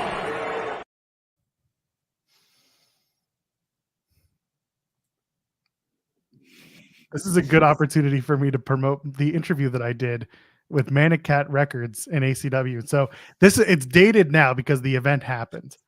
But Manic Cat is actually Ryan Cabrera's label. And I asked flat out if they did a rock and wrestling event back in March in East Rutherford, New Jersey. And I asked them, did you guys ask Ryan Cabrera to come out? And they were like, we were expecting this question, but no one's asked it yet. And this the guy, the head of Manic Cat, was like, we would love to, but I don't think what we're doing with him fits the pro wrestling genre. So there you go. Go check out that interview. It's somewhere in our video section. Just search Manic Cat or ACW. I keep thinking Ryan Cabrera did the song Collide, and he didn't. And then I'm like, what song did Ryan Cabrera do? He did On the Way Down. On the way down, I was falling and you caught me. That's how it goes. Something like that. Sounds exactly like the way he would sing it too. Collide is a good song. That's not Ryan Cabrera. That's apparently Howie Day. What I love about that song. So there's a part in it of he's singing, and even the best fall down sometime, and the stars refuse to shine.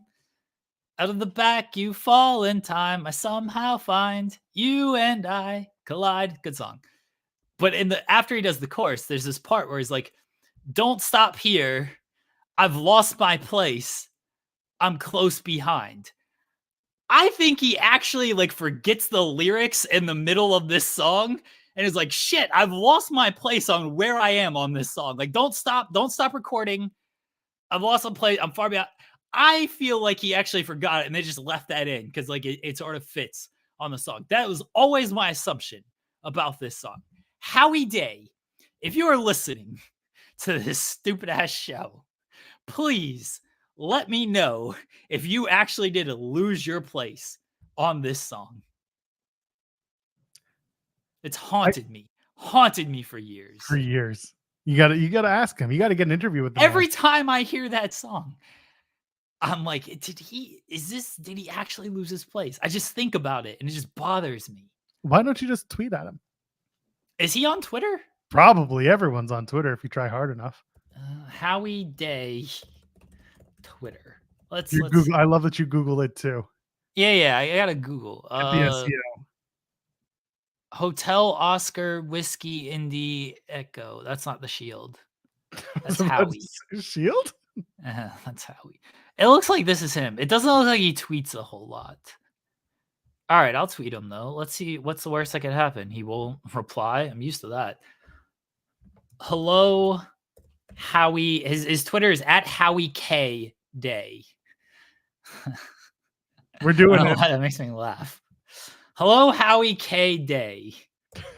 It has bothered me for years.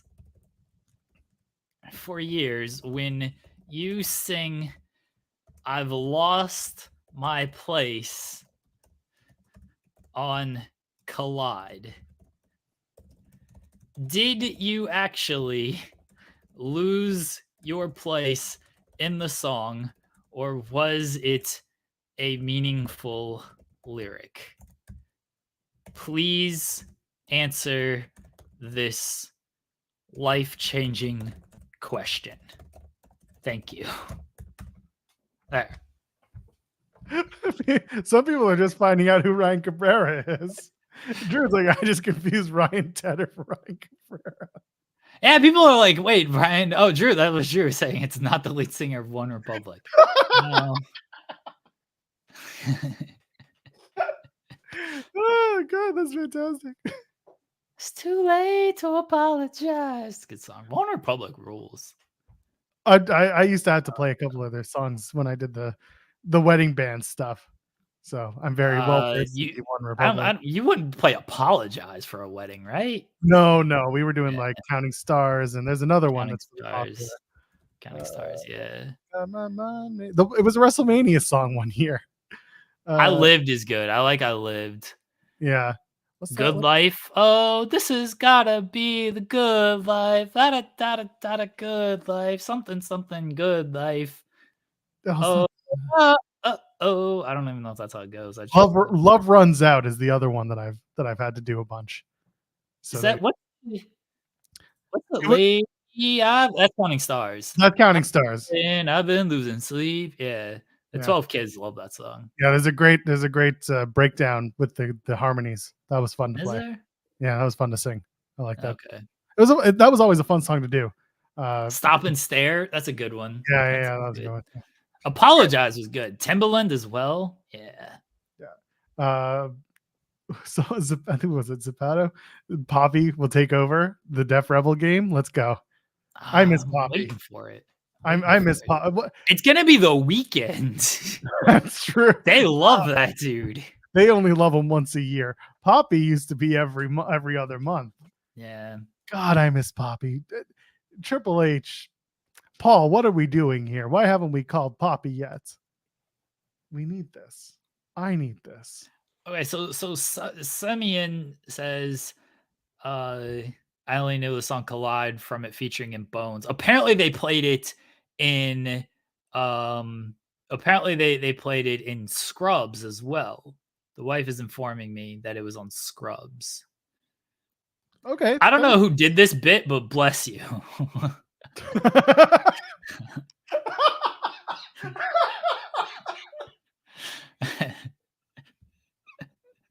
If that was legitimately Howie Day, thank you. Would make my day. Oh my good Lord. I appreciate you that you're doing that. So what was it earlier? Someone mentioned something that I wanted to bring up. Someone asked about the Becky Hogan thing. And I think it's very simple. There are a group of people who were so like set that literally anyone but Becky was going to win, that they think Becky waltzed in and said, "That's not going to work for me, brother," and keeps taking big moments away from deserving stars in their opinion, which is the furthest thing from the truth. That's where the Becky Hogan thing came. Here's a hot take. It's actually because she lives in Florida and wants to open her own beach shop and do karaoke on Mondays. Here's a hot take. We need more people like the backstage politician Hulk Hogan in wrestling. Yes. Not like Hulk Hogan in general. Yeah, no. Yeah. But we need more people pulling that doesn't work for me, brother. That's when wrestling was wrestling, you know? That's what Roman did last year. He's like, Cody, that didn't work for me, brother. Maybe next year. We need more people like that in the world of wrestling. We can start with Exhibit A, Danielson, Bryan. Yeah. To people nowadays, they're too soft.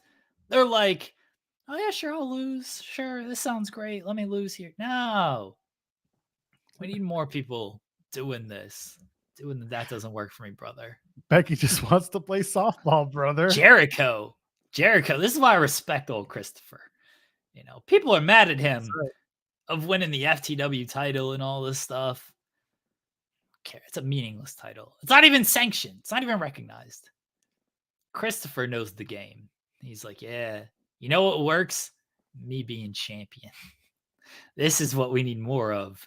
La Champion, Chris Jericho. Pops me. We got a super chat from Ryan Lambert asking, best Def Rebel song to use at a wedding or a divorce. I respect that Ryan thinks I know any of the Def Rebel songs. Like they play, and I'm just like, who the fuck is about to come out? I just looked it up and I found a few, and I'm like, okay, Io Shirai, Io Sky's theme. You got to use that. That's a Def Rebel song. That's a Def Rebel song. Yeah, there's only a couple of them. Believe it or not. You know, that would be the wedding song. Jay's a Def Rebel song, right? Yeah, it is. Oh, the remix. Yeah, it's just me, Oos. Day one is just me, Oos. Day one is. That's a banger right there. There's also A-Town Down. You could do that for that song sucks. What else is there? The Joe Gacy theme. You could use that for a divorce. You could play that, and I could not tell you what that was. The LA Night song is like fine because like it has the LA Night at the beginning. Like that's okay. It's all right. Oh, the Jey Uso song. It's tough to top that one. That's all the rules. You got to get. What about the Jimmy Uso with the opening with the harpsichord bullshit? That could play, and I could not tell you who that is either. Well, you'll know because like after the first 15 seconds, you hear Uso in the background, and he comes out. You know, that's it. I feel like Solo Sikoa's Sikoa. What? I feel like Solo Sikoa's song is like it wants to be good, but like it just can't get there. But yeah, because the lyrics kick in. I'm taking it all. I'm taking it all. Yeah, like I said, the lyrics kick in. Nah, like I don't like. It's so close. It's like on the cusp of just being good. And then it's like, no, you know what? Let me break this free throw right fast instead of winning the game. That's what happens to that song. This is hilarious because now I find it. So let's talk about this for a second. Sorry, can you vamp while I find this meme that I have that I love? All right, I respect that Hardcore Holly wanted to just win everything. Again, we need more of this. This is what I love about Chris.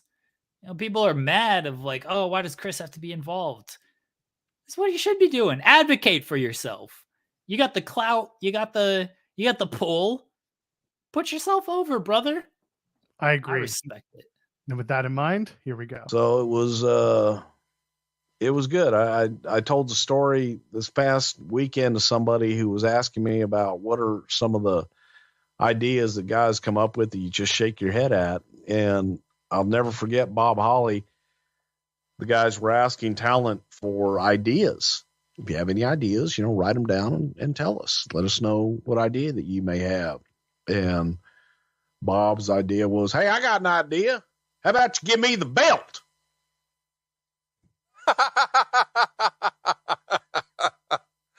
Oh my God, that's so great. And the follow-up question was, okay, then what?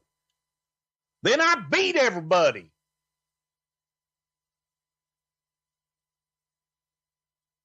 Okay, thanks. We'll put that one in the bank. Appreciate that. I love Bob Holly. That's so great. I love it. And What? that's a minute we'll never get back. Why would people be mad about that? That sounds awesome. You want ideas? That sounds like a great idea. All these dorks pitching like, oh, here's a what if I do this backstage segment with so and so, and we just have a confrontation, and maybe it goes somewhere, maybe it doesn't. We just talk about our life and our feelings. Fuck that. Put the belt on me and beat everybody. That's what these people should be doing. What's the old saying, Joel? If you're not in for wrestling to be the world champion, why are you in for wrestling? Well, Bob Holly's like, I'm here to be the champion and beat everybody. Shit. Let's go. Two of my favorite things that I've learned about Bob Holly over the years. One is what I just played for you, which always gets a rise out of me, like the best pop possible. The other one is that Bob Holly is the type of person who takes his cell phone, puts it on his kitchen counter, goes away for 2 weeks, forgets about it, and then comes back to 200 messages asking if he's still alive. That is Bob Holly. God bless that man. I should have put the title on Bob Holly. Honestly, Honestly, like if you have the balls to advocate for that, I'd put the belt on him. I'd do it. But you know what? Shit. Let's go with it. You want to win the title and beat everybody? You actually, like, this is your goal? Let's do it. Fuck it.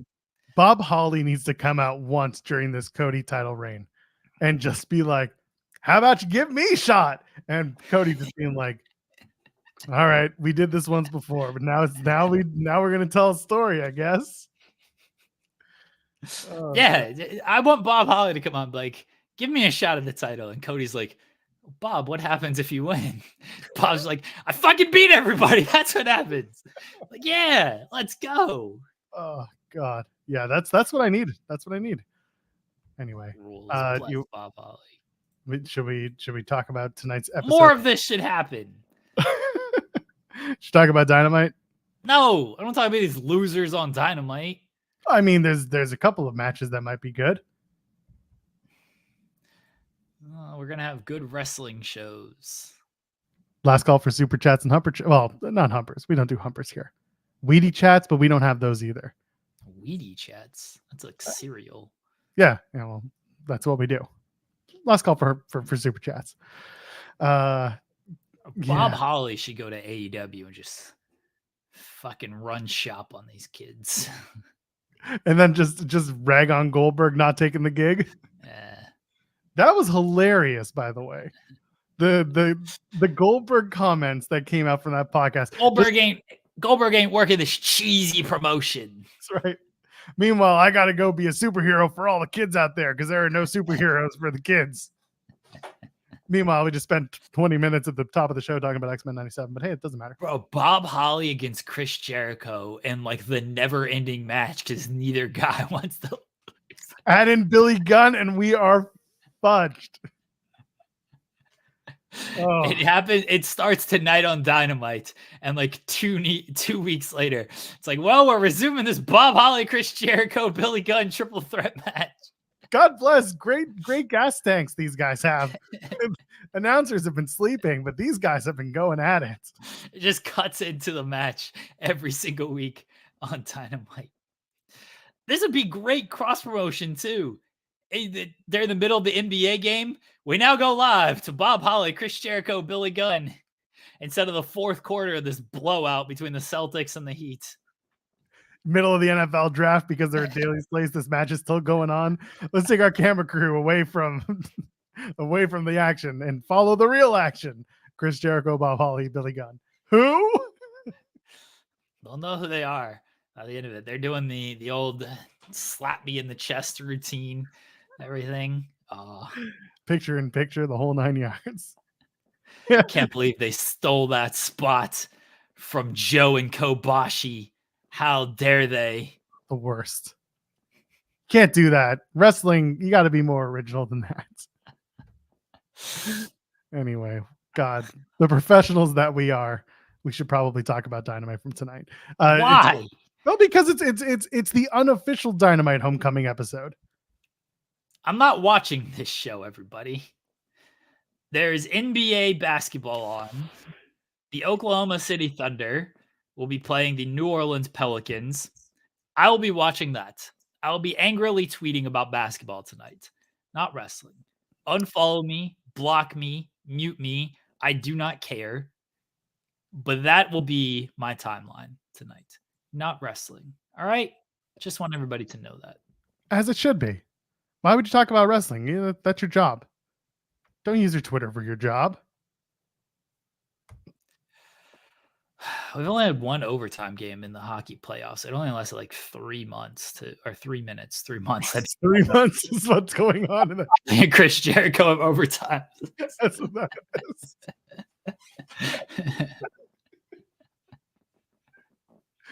Oh God. Jericho. A 3-month overtime game would be insane. Someone would die. Okay. They suspend play after a certain amount of time, right? They have Do to. they? They have know. to. It's got to be in the rule books. No. Can sudden death overtime be? There was that long ass overtime game in the bubble. It was so long that it like pushed back the other game because they only had so much ice to use in the bubble. It wasn't like arena to arena and there was no fans. So like it was so long that like the game that was supposed to happen after it got pushed back to the next day. And that game aired at it started at like 10 a.m., which ruled, absolutely ruled. That's one thing we need to take from the pandemic is like we need sports on at like 10 a.m. again. You know what you should do when it comes to hockey and overtime? You know how in the regular season it becomes 3-on-3? In the playoffs, it's still 5-on-5, right? Yeah. So I think after we get to like if we get to no. we get to a third overtime, then it No. becomes 4-on-4. We go to a fifth overtime, it becomes 3-on-3. No. We get to a sixth overtime, it's 2-on-2, and then finally the game is over. They would never get to. I don't think they'd get past 4-on-4. You do 20 minutes of 4-on-4, someone's scoring. Oh, well, that's kind of the point here. No. That's why playoff hockey overtime is the best because they don't do any cheap little gimmicks like that. It's just we're doing 5-on-5 the entire time. Someone scores. Like that's why it rules. Hockey needs more gimmicks. Nah, they do all that shit in the regular season. Watch the regular season for the gimmicks. You want to watch men? You watch the playoffs. When men were hockey men. Playoff hockey rules. 1-on-1 hockey. That's just a shootout. That's pretty good. All right, let's actually do Dynamite so we can get out of here.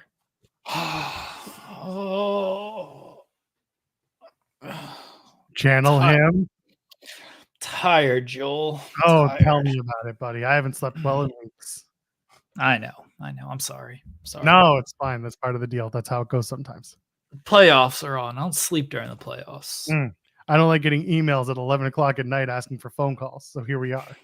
I ignore those emails because hockey is fucking on. I care about these emails.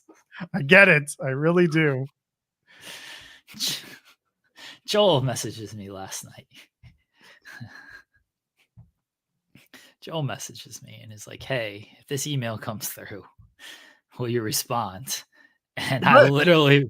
By the way, sorry, just to add context, this was not me saying, hey, can you do this for me? This was just like, if it happens to, are you planning on responding? This wasn't me being like, can you do this for me? So just go ahead. No. And I was, because Joel had been doing the communications through this, but I was in on the email. Joel's like, hey, if this comes through, like, you're going to respond. And I literally just replied, hockey is on. I don't No, I'm not going to respond to this. I shut down. I don't want to talk to anybody. I get it. That would have been the worst idea in the world, me responding in the middle of this hockey conversation. game. The conversation you would have had. Oh my God. No, it would have been terrible. I know, that's what's best. I would have definitely gotten us in trouble. It doesn't take much. We're hoping to have an announcement of a special interview we're going to be doing, and the moment that it's cleared, I'll actually tell you all about it. But it's been an ongoing conversation for the last. We are on 24 hours. We're trying to get Howie Day on the show. We're gonna get Howie Day, and then we're gonna get Howie Mandel, and then Natty's gonna join us. Chris LeGentil is not giving us the time of day to book Natty.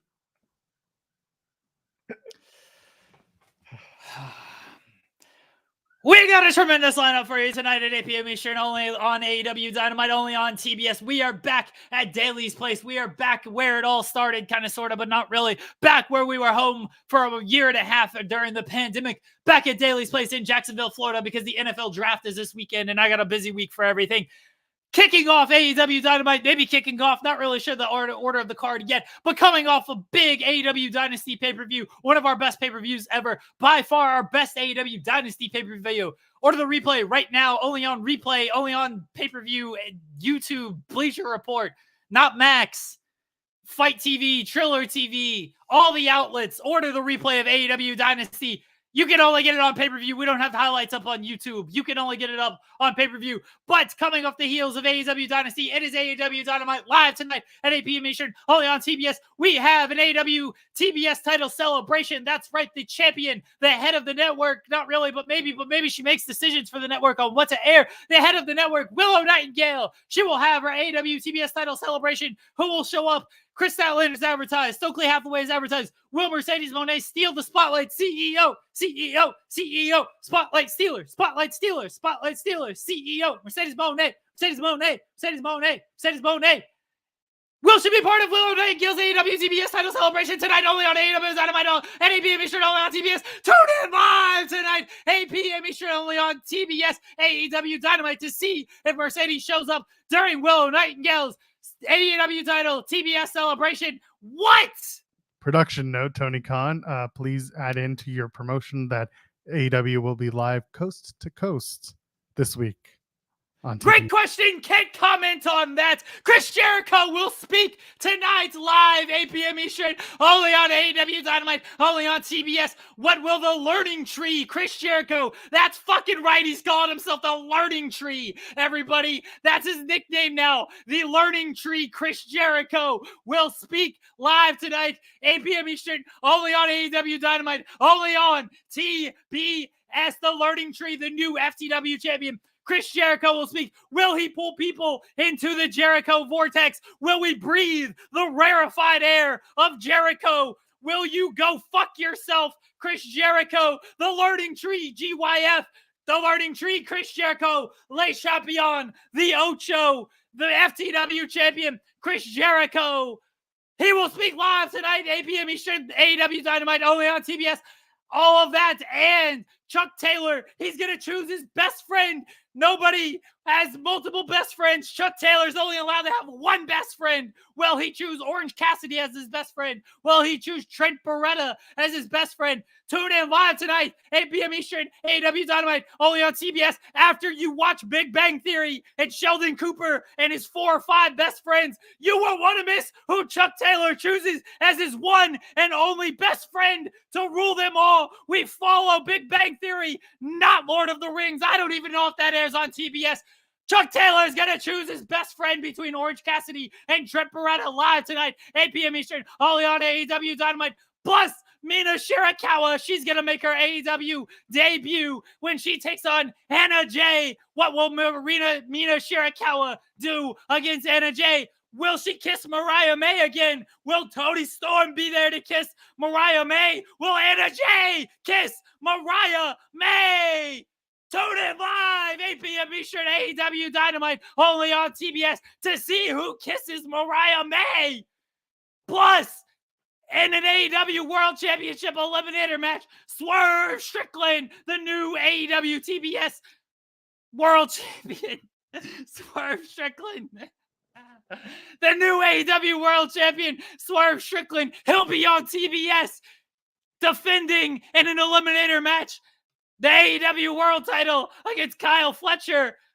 He's on television. He's the ROH television champion, Kyle Fletcher. He's going to see if he can earn a shot at the AEW World title against Swerve Strickland. All he's got to do is beat the AEW World champion, Swerve Strickland, to earn a shot at the AEW World title. That's how it works. You beat the champion. That doesn't mean you are the champion. That means you get a shot at the champion. That's how it works here in AEW with the AEW World Championship Eliminator match. Swerve Strickland coming off that big victory, winning the AEW World title against Samoa Joe at AEW Dynasty, only on pay-per-view. Order the replay right now. But if you don't see the replay, what you will want to see is Swerve Strickland in action tonight on AEW Dynamite, only on TBS at 8 p.m. Eastern. All of that and the IWGP World Heavyweight Champion Jon Moxley will be defending the title against Powerhouse Hobbs, because Don Callis was like, let's do a title match. And the IWGP, they were like, go for it. Even though people are upset about this for some reason, you're getting a free world title match only on AEW Dynamite, only at 8 p.m. Eastern on TBS. It is live, coast to coast.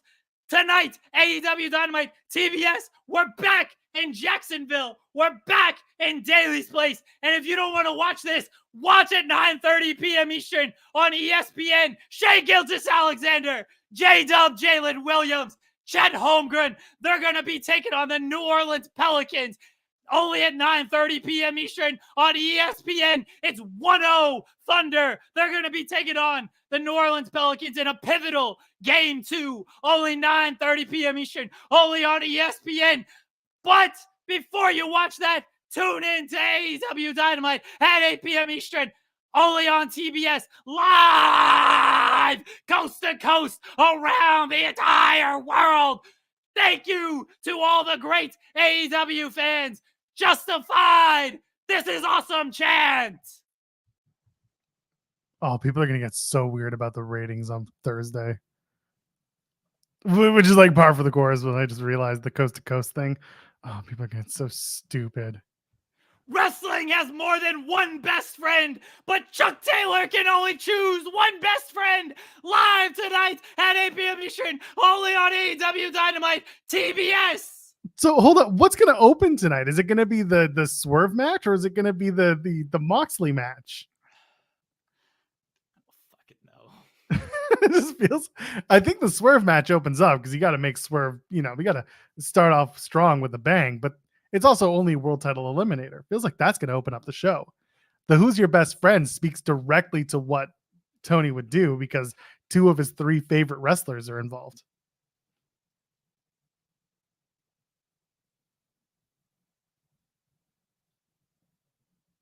Oh, right. You're not going to be watching.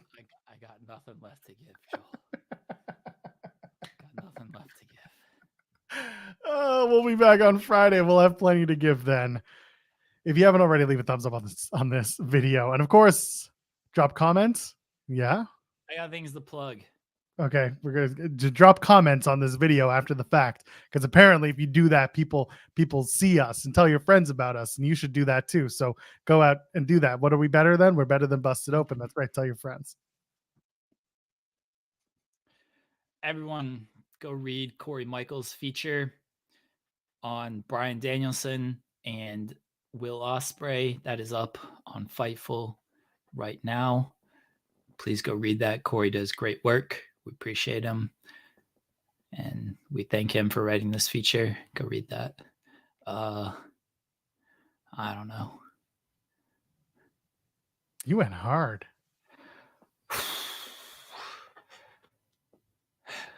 Everybody tell Jeremy how great he is in the comments. How's that? Okay. So there you go. Corey's in the chat. Go check it out. As he should be.